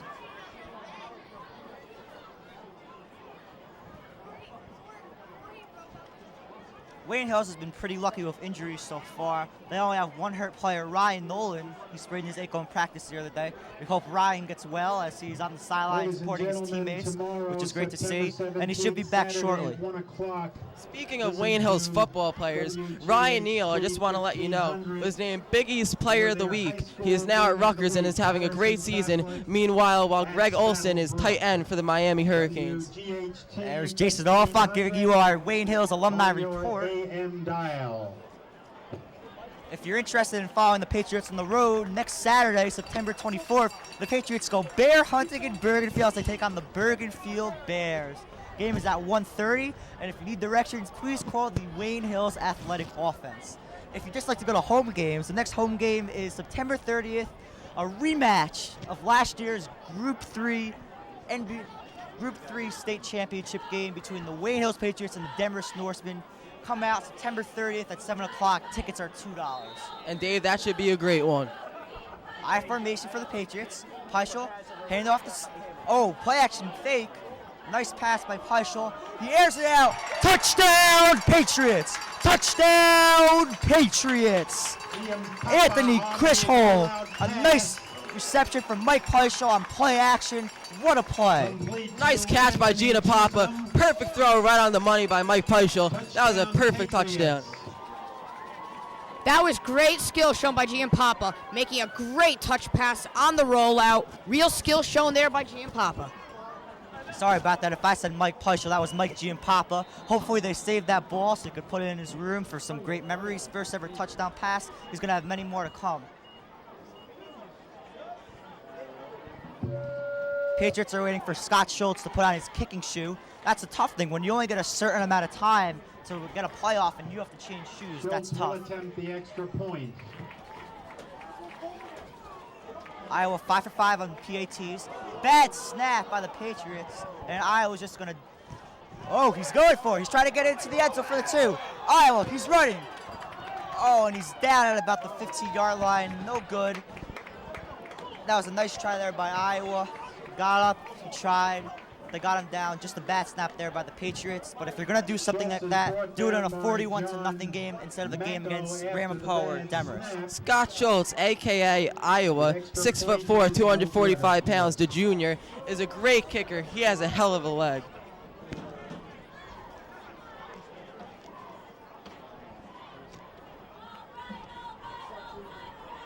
So guys, Fairlawn's about to get their first offensive possession here. What adjustments do you think they're gonna make?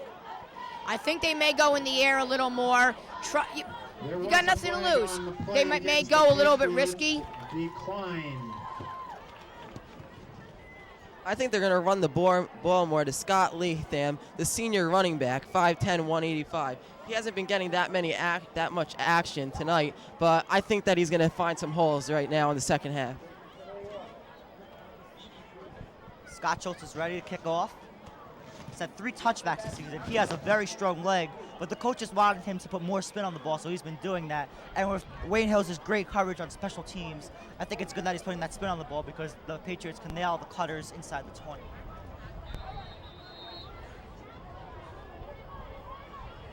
Schultz is ready. Line drive kick. Dropped by the Cutters, picked up at about the 2-yard line. And the Cutter is down at about the 20-yard line. Great coverage there by the Patriots. Yeah, there was no running room for him. He just went to a huge maroon hole of jerseys. Watching Fairlawn today in this game, I think they're intimidated of the Wayne Hills defense because whenever Fairlawn gets a punt return, they're just tackled right away and get no gain of yardage. The Patriots are a complete football team. They do it all: offense, defense, special teams. It's always been one of their trademarks. One of the great things about Coach Olson is he stresses hard work, motivation, and this team is always ready to play. Cutters will try to change things up here. First possession of the second half. They've done a lot of draw plays to Vincent Graff, who's their offensive star, but the Patriots scout well, and they know that he likes to run, that the Cutters like to run draw, so they've been ready for it.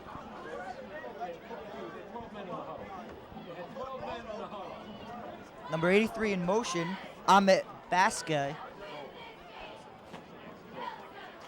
Handoff, and he takes it to about the 22-yard line, tackled by a host of Patriots.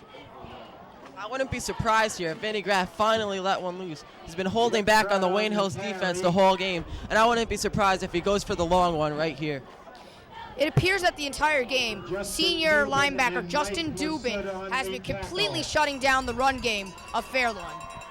Yeah, that was Michael Liptrot on the carry, brought down by Justin Dubin and Mike Massoud.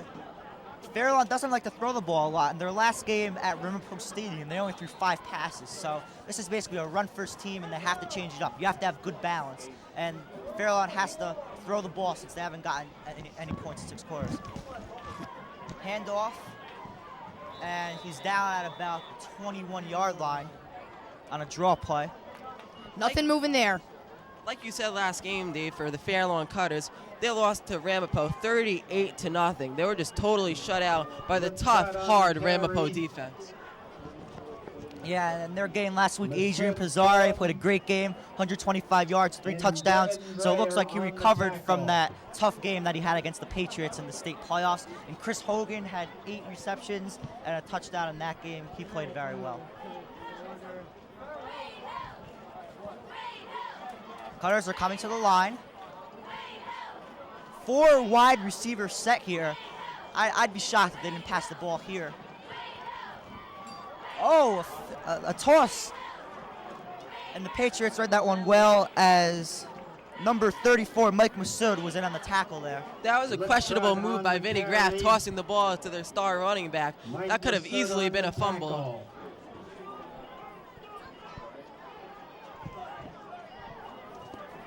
Cutters are here. They're going to punt the ball. Patriots have had good success returning punts in this game. Do you think they're going to kick it out of bounds? I don't really think so. The top punt returners for Hills are not in right now. I think they'll let him get a return. Looks like Omar Rodriguez is in the game, and Pete Sarabia. Pete Sarabia was really looking forward to this game. I talked to him in school, and he has John Deere ready to mow the lawn, and he's playing a great game tonight. Line drive kick. Bounces a couple times. Looks like Wayne Hills is just going to let this ball bounce. And it goes out of bounds at about the 30-yard line where the Patriots offense will take off. Gina Papa looking to repeat what he did on their last drive for Wayne Hills, scoring his first touchdown this year on the varsity squad. And will be spotted on about the 33-yard line. Mike G and Papa's walking out to the field, ready to take this offense down the field. Mike G and Papa has made immense strides. Even the last week, he looked very comfortable tonight, completing 2 passes, and he's improving a lot. He's going to be a great player for this Patriots team.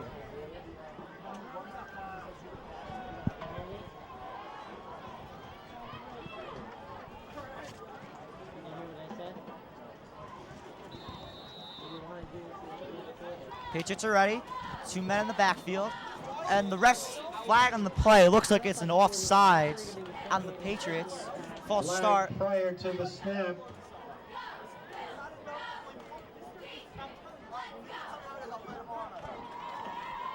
If you're just joining us, the Wayne Hills Patriots are cutting the lawn effectively so far since they have a 41-0 lead over the Fairlawn Cutters. Ray Van Peden has a couple of touchdowns. He's playing great. Mike Peischel played well after having not his best drive on the first drive after he threw a pick in the end zone. He's playing well. Defense has been great. Fairlawn has struggled on offense. And it's been a great game so far for the Wayne Hills Patriots. Sure has. And now Mike Peischel is not in the game if you're just joining us. Gene Papa's in. There's some kind of fake, and he even faked the broadcasters out there. One of the players I expect to come up big in this drive is the senior, 5'11", 215 pounds, Alex Gibson, the fullback. He has been very quiet this whole game. Yeah, that carry was Mike Massoud. He took it for 5 yards. First down, Patriots.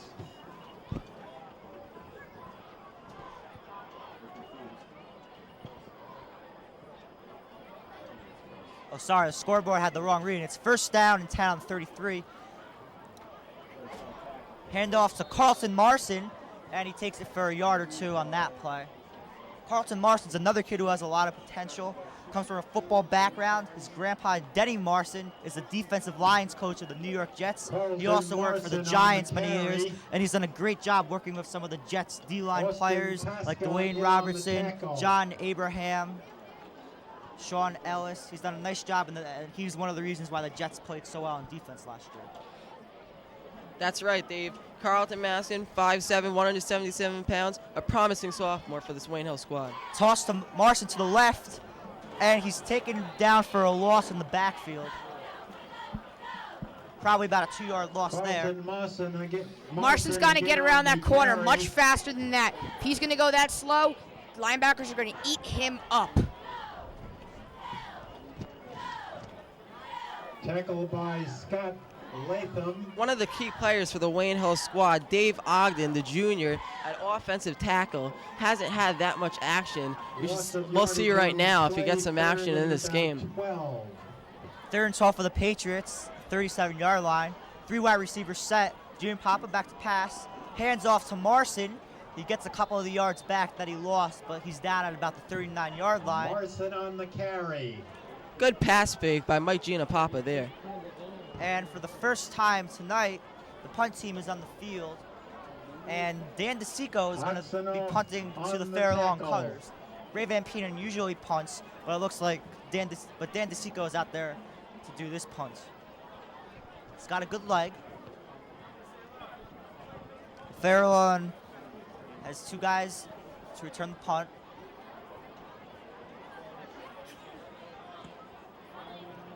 Good kick by Deseco. Brings the Fairlawn player brings him back a little bit. Good coverage by the Patriots since they get there fast. You know, when you're returning your first punt at 3:38 in the 3rd quarter, you know your offense is not clicking, and the other offense is dominating your defense. Like you said, Dan, 41-0 here in the 3rd quarter with 3:38 left. It's mop-up time for Wayne Hills, and these kids are looking to get an eye on Coach Olson's mind. Well, the Patriots' offense isn't that good, and the Fairlawn defense hasn't stopped them on any of the possessions, as the Patriots have gotten a score on every possession that they've had, except when Patriot threw the interception in the end zone to Romeo. 4 wide receivers set. Last time they did a toss on a 4 wide receiver set. Let's see if they throw the ball here. Graff back to pass. Long pass. Oh, and there's a flag on the play right by the cornerback. Could be roughing the passer. Not sure what the call is yet. At least Fairlawn was being more aggressive there. Graff's pass is incomplete. You can't be taking stupid penalties at this point in the game. There's just no point whatsoever. Flag on the play, roughing the passer. Yep, and it is roughing the passer, in fact. So that's going to give Fairlawn a couple more yards. Not sure how many. It could be 10, could be 15. 15-yard penalty. As the great Wayne Hills PA announcer just told the crowd. Like we said earlier in the game, Vinny Graff has a really strong arm, and right there you just saw that he has a very, very strong gun, and he could get it up there. The wide receiver beat the cornerback. It's just a little too much on that pass. First down, the ball will be spotted. Yeah, one of the things that the Patriots wanted to work on this week was their play at the corners, because last week, even though Indian Hills didn't score until late in the 4th, they let up a lot of short passes. 4 wide receivers set again. Looks like they're going to throw the ball. And it's over the reach of the passer who was trying to throw it to. Looks like pass is incomplete. Vinny Graff just doesn't look comfortable at all in the pocket right now. He's overthrowing his receivers. He's not having time. I think he's just intimidated by this Wayne Hills defensive line. Well, this defensive line is very good. Dave Ogden had 5 sacks last week, so they have to double him. And then Matt Johnson and Scott Schultz are going to be left open, and they're going to put pressure on the quarterback. You know, Dave, a strong arm is very nice, but if you can't put that ball on the mark, a strong arm does you nothing. Yeah, obviously you have to have some muster on the ball, but if you're not accurate, the wide receivers are not going to catch the ball. 2nd and 10. Fairlawn's on their own 47-yard line, trying to get the ball into Patriots territory for the first time.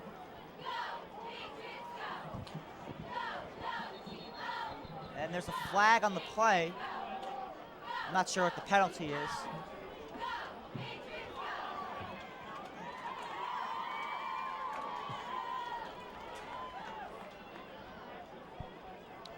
you're just joining us, the Wayne Hills Patriots are cutting the lawn as they're beating the Fairlawn Cutters 41-0. Illegal procedure against the Cutters. Illegal procedure against the Fairlawn Cutters.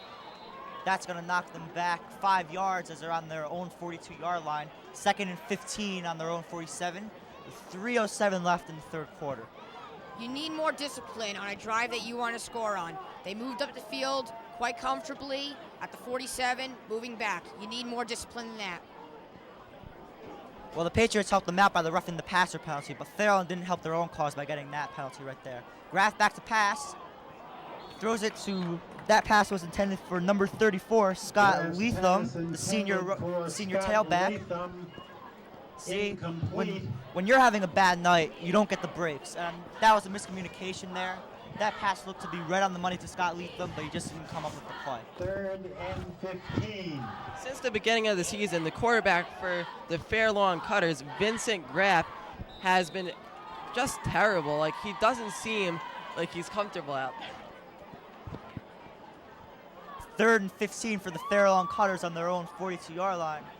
As we were talking about before, they started off their season with 3 road games against the 3 best teams in the North Bergen Interscholastic League at Ramapo Stadium, at Patriot Stadium, and at Demarest. That's no easy task, and it's not going to get any easier for them here on out, and they have to be aggressive and take their shots on the field.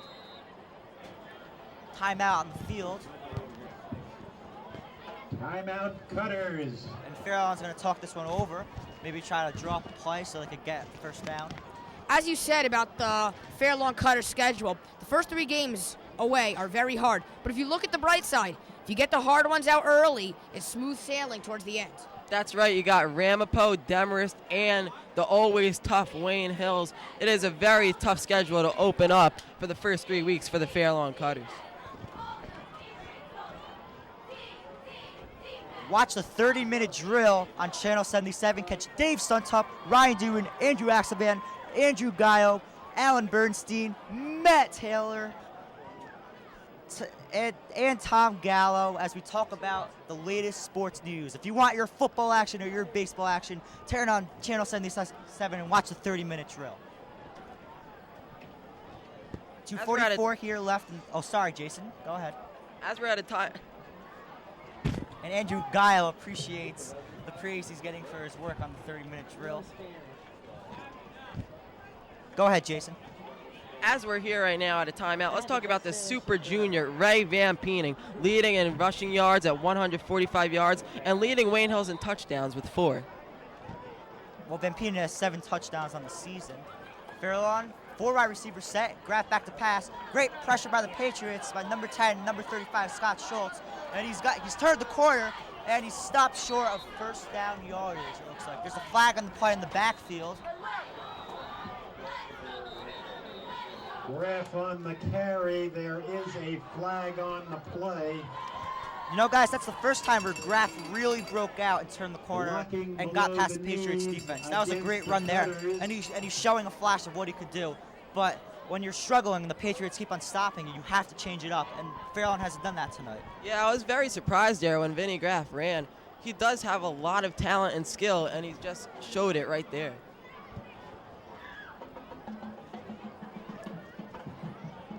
Being able to run the ball is very good. But you know what? If you don't have the blockers, it does you no good. No man can do it all himself. Penalty is assessed from the point of the infraction. 15-yard penalty on the Fairlawn Cutters. I mean, when things aren't going well and your offense isn't doing well, the one thing that you can't afford to have is penalties. And Wayne Hills gave Fairlawn a gift when they had that roughing the passer, a penalty that they could control. And Wayne Hills has a lot of discipline. But Fairlawn has had 2 penalties on this drive worth 20 yards, and that's not going to help. So they have third and 30 on their own 19-yard line. They've only gotten 1 first down tonight. So they're really going to have to go deep on this one. 2 wide receivers set, 2 men in the backfield.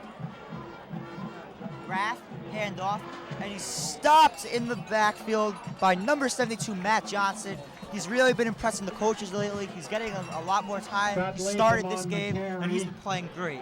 One Great thing job that by Matt Johnson. One thing that I've noticed so far about this Wayne Hills squad is that they're very disciplined. Coach Olson, Coach Johnson, the defensive coordinator, they're just very disciplined. And we have a very lively crowd tonight on hand for this NJBIL game between Wayne Hills and Fairlawn. Yeah, Patriots have some of the best fans in the NBIL. Last week, a lot of fans went down to Oakland, New Jersey to see them play, and they also saw the state game at Ramapo Stadium in the rain, and a lot of Ramapo fans didn't even show up. So Wayne Hills outnumbered the Ramapo fans at that state game. Great support by the Patriots fans. Fairlawn kicks it away, caught by number 30, Pete Saravia, and he's just going to step out of bounds there. No risk to get injured. You don't need to run into Fairlawn players there. Yeah, especially when Pete Saravia is one of your starting cornerbacks and an integral part of this team. He's also one of the captains, great leader, great player in the locker room. The other players love him. What I noticed about the Fairlawn Cutters is that they have a senior kicker that is actually lefty named Randy Platter, 6 foot, 150 pounds. Patriots start their drive in Fairlawn Cutters territory on the Fairlawn 48-yard line. Jipu's at quarterback. Actually, no, Jipu is not at quarterback. Number 9, Steve Seafried is at quarterback, a junior. For the Patriots. Coach Olson right now gets to get a look at his future prospects for quarterback. Yeah, Ray Van Pieden has the rest of the night off tonight. He played a great first half, had 3 touchdowns, had a lot of yards. No need to risk him getting injured. I expect a very good season out of Ray Van Pienen this year. He was great last year, super sophomore, one of the best in New Jersey. Yeah, he was a big part of last year's team, and he already has 7 touchdowns this year. He's been off the charts. Deseco on the carry, keeps on fighting for some yards, and looks like he got about 1 yard on the play. Let's stay on that Ray Van Pienen topic for now. As quoted by the MSG, Jimmy Cavallo, last year Ray Van Pienen was one of the best sophomores in the Garden State. And this year, like Dan said, this should be a great season for the super junior now, Ray Van Pienen. Yeah, Ray Van Pienen, he doesn't just do it on offense. He does it on defense, and he does it on special teams. He had a great punt return last game in Oakland, New Jersey against the Braves. He had an interception. He gets his tackles. And time runs out in the third quarter. The Wayne Hills Patriots are up 41-0. And now we are going to be joined by Andrew Gayo, who's going to take over the play-by-play duties. And another freshman making his debut, Michael Botwinick, is in the game. Dave, I must say it's an honor for me to do my first play-by-play. I'm usually so used to doing color behind Cody Crushell, who's now graduating at the Rowan University, and now behind you. But I must say it's a privilege to be play-by-play announcer. Yeah, it looks like the Wayne Hills Patriots have great depth in their broadcasting group.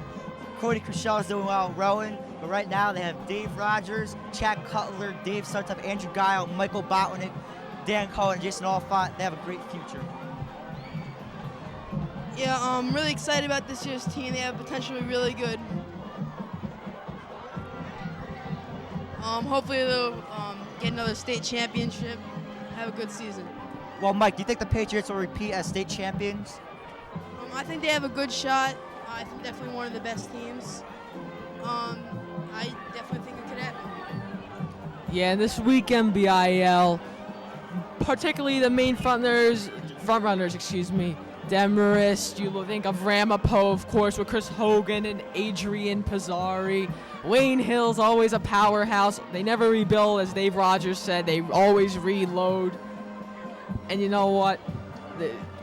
Thanks once again. That's who you think of when you think of the power in the NBIL. Yeah, the Green Raiders of Ramapo. Well, they're shot at the Wayne Hills Patriots on Friday night, October 28th at Ramapo Stadium. I think the Ramapo Raiders are going to be very motivated for that game because Wayne Hills just went to their house and had a big victory. Started the fourth quarter now. Wayne Hills up 41-0. Seafried back to pass. Pass is complete. Omar Rodriguez, I believe. Actually, Andrew, that was Jeremiah Kale. Interception. Hard to see the numbers from up here. About 6 yards on the play, I would say. 4th and 8 now. Looks like the Patriots will go out and punt. 15, Vinny Graff. Dave, as I mentioned earlier in the telecast, last week the passing defense was not up to par for the Patriots. They let Indian Hills throw 20 of 30 passes completed. After this, you can let me know your opinion.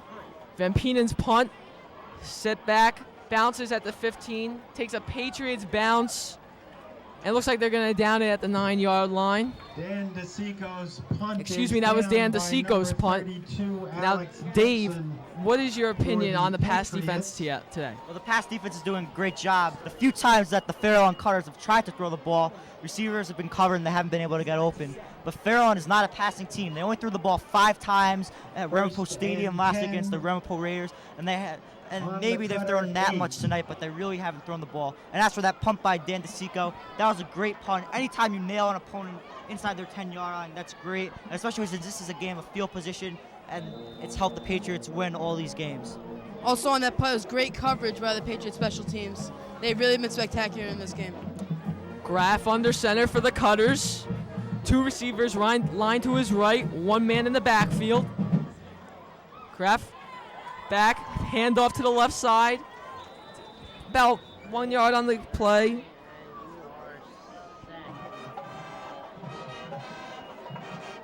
I believe that was Michael Liptrot on the carry. Yes. About 2 on the play, I would say. Kyle Hannenberg on the tackle. Dave, do you agree with me that it's always important, especially in these blowouts, that the Patriots put in their young players so they get some exposure to the varsity level? Yeah, I think it's great. Obviously, sophomores and juniors, whether they start on varsity or not, they're still on the team. It's great that they get their feet wet, and that's why this team has played so well. Kyle Hannenberg playing his first varsity game, first tackle. He was ready to cut the law tonight. He was psyched about this game when I talked to him in school. It's always good for a player to have some varsity experience before they start out, instead of just starting out just out of the blue. Graff rolls out to the left for quarterback sneak. Gains about 2 on the play. It's going to be about third and 9. I know Fairlawn likes to run the ball, and Vincent Graff is their main offensive weapon, but he hasn't been running the ball well all night. The Patriots have spotted his runs very well, and they know where he's coming from. They got to throw the ball. That's what I like about the Wayne Hills Patriots. Coach Olson always makes the adjustments. He knows where to play players. He knows how to utilize them. He always pushes the right buttons, and he's a great coach, and Fairlawn has to change it up a little bit here. Graff under center, 2 backs in the backfield, 3 receivers set. Graff rolls to the right, looks for an open receiver, points, and he gets sacked. Sacked by number 4. Tim Waller on the sack. Tim Waller, another sophomore who's getting his feet wet in this game. Waller, who enjoyed a successful freshman year as a fullback and linebacker, actually led the freshman team, I believe, with 161 tackles. Excellent player, Waller, knows what he's doing. And again, the Patriots showing off their young players. He could definitely be a big factor for the Patriots in the future. Definitely a big playmaker. Yeah, it was a great play by Tim Waller, first varsity sack. When I talked to him in school, he was really excited about this game. He loves playing football, and he was ready. Spear back the punt, and he drops the punt. Drops the snap, excuse me. And he's taken down by a combination, I believe, of Eddie Rolfe and Tim Waller. The Patriots will take over, it looks like. Excuse me, that was Jeff Brzezinski on the tackle.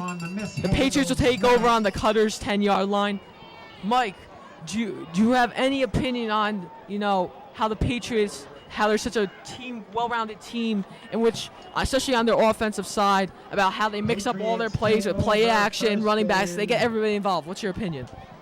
I think they do a great job mixing up their plays. You can never assume what kind of play they're going to run.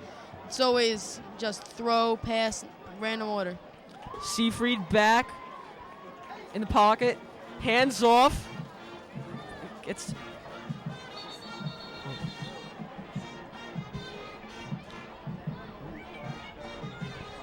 Carlton Martin, sorry about that.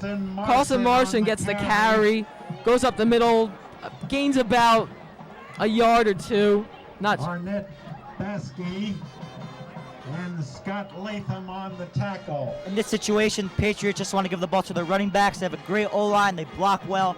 They're inside the 10. Let the running backs do the job and get the ball in the end zone. Yeah, just pound the ball up the middle like they've been doing all day. That's a smart thing. Seafried under center, Marson and Tim Waller in the backfield. Seafried hands off to Marson. Marson to the left side. Marson into the end zone. Touchdown, Patriots. Great run there by Carlton Martin. I'm sure he'll always remember that run. His first career varsity touchdown. Great run. He's playing well. He's getting his feet wet, and that's got to give him a big boost of confidence there. Now, two sophomores who've got Gian Papa actually getting his second varsity action. Congratulations to him for getting his first touchdown pass today, and now Carlton Martin for getting his first rushing touchdown. They both look really sharp today. Look like they've really been working out during the offseason. Yeah, a lot of the Patriots sophomores are getting their feet wet.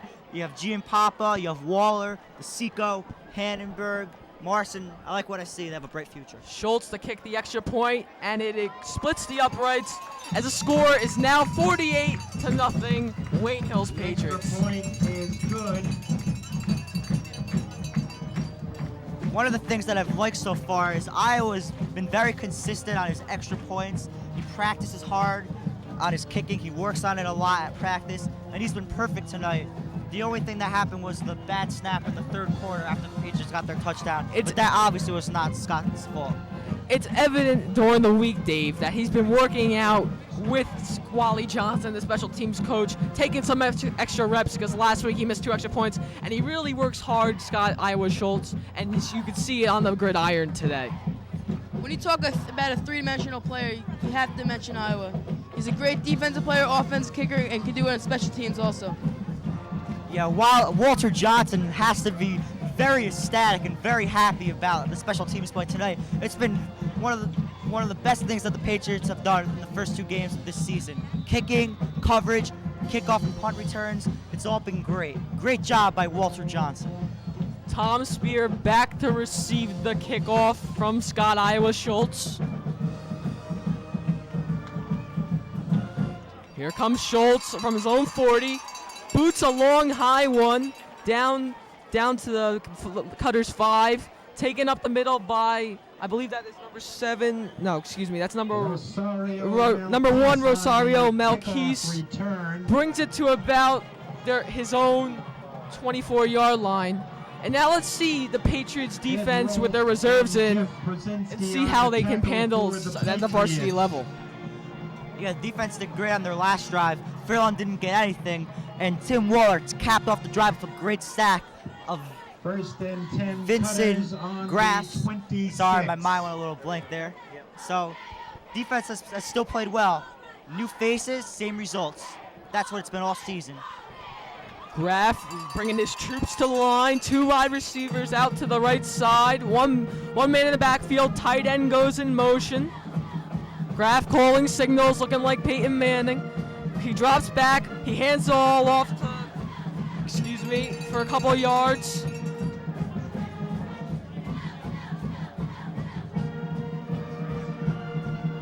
Yeah, the Patriots saw that one coming. They had everyone up by the line of scrimmage. They knew Fairlawn was going to run the ball. Fairlawn has been way too predictable tonight.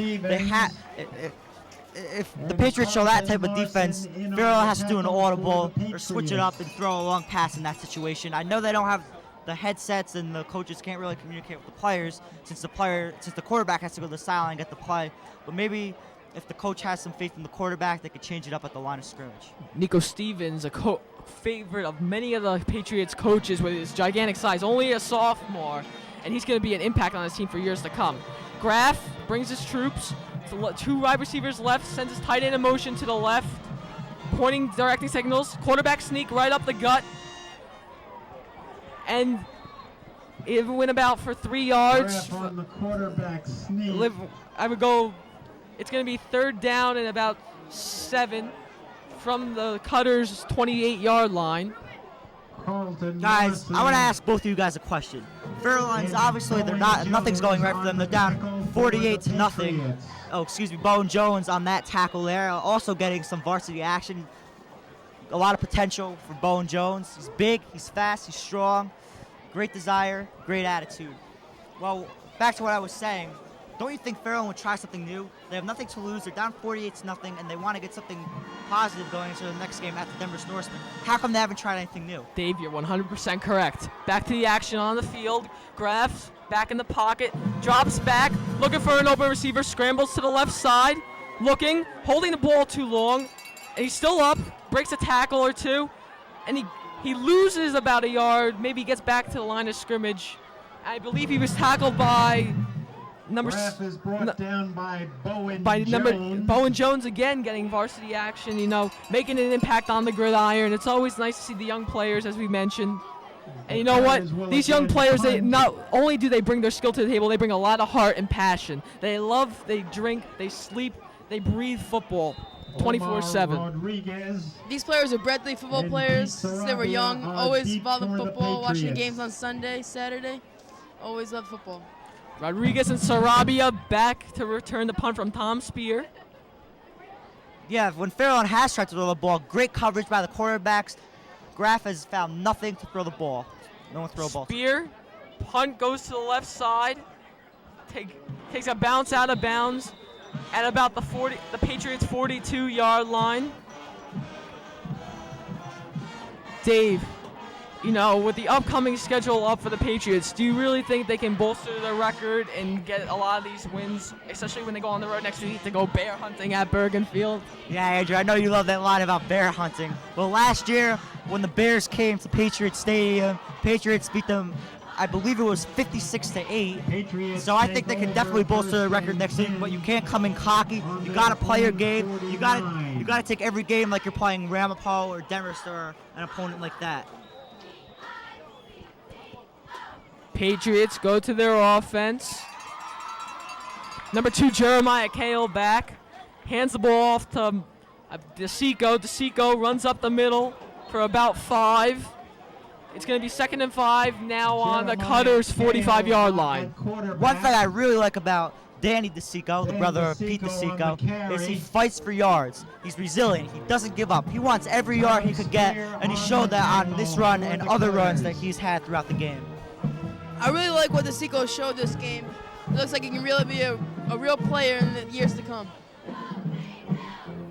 Kale set under the center for the Patriots. Hands the ball off again to Deseco. Deseco going to the left side. Makes a couple moves. He's still up. Gets tackled at about the 39-yard line. The 29-yard line of the Cutters. And it's going to be 1st and 10. And when Dave, you mentioned about Deseco before, when you think of hard work, you think of Dan Deseco. Vigorously during the off season, during practices, he always is working hard.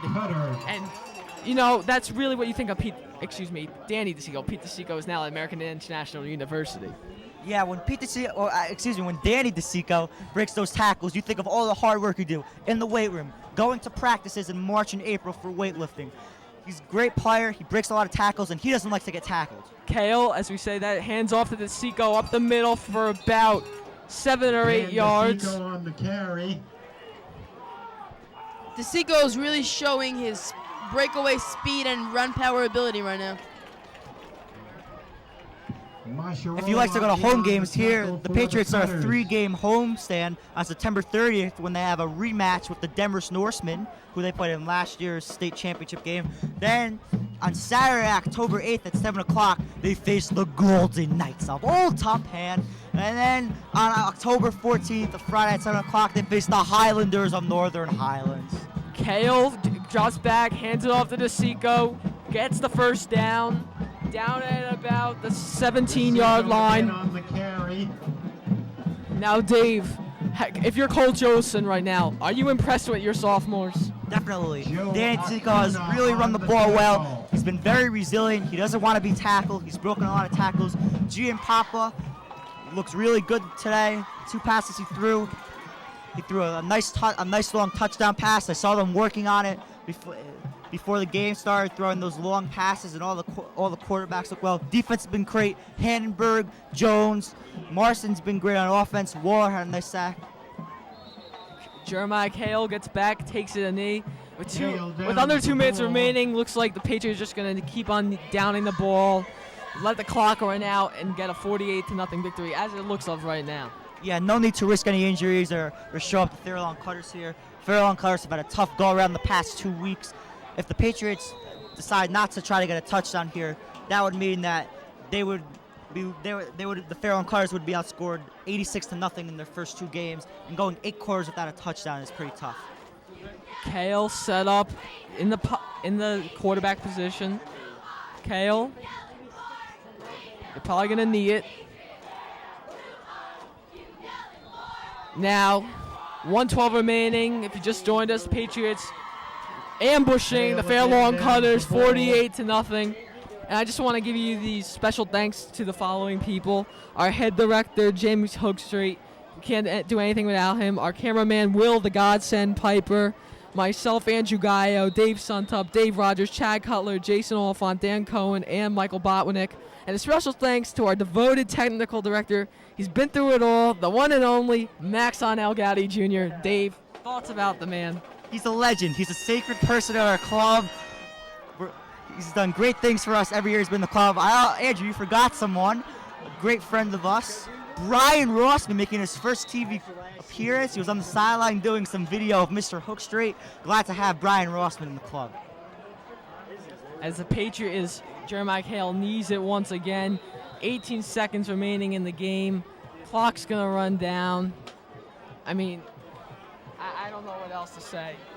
This has really been Patriots football the past couple of years. They beat the teams they have to beat, and against the good teams, they play very well.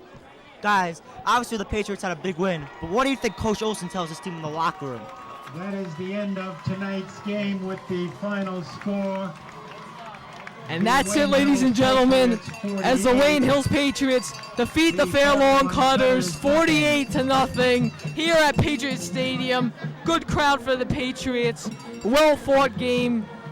In the beginning, Fairlawn came out pumped up, but you know what? The reality kicked in, and the Patriots just dominated on both sides of the field.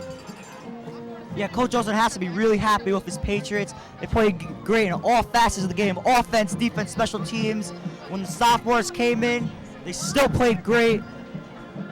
Like I said before, same results, different faces. Even though this was a great win, Coach Olsen still has to keep his team on top of things like he always has, because Bergenfield, even though they're not one of the good teams that they play, like Rampo and Demarest, they're still a team, and you have to go out there and play the game. The Patriots definitely outplayed the Cutters at every aspect of the game. Special teams, defense, offense. Just a great showing by the Patriots today. Well put, Michael. And as Dave says, they did what they wanted. They mowed that lawn. Now for Dave Suntup, Dave Rogers, Chad Cutler, Jason Oliphant, Dan Cohen, Michael Botwinick, Will Piper, Maxon Elgowdy, Brian Rossman, and myself, Andrew Gayo. So long from Patriot Stadium with the final score of the Wayne Hills Patriots 48, the Fairlawn Cutters 0. Have a good night and a safe and relaxing weekend.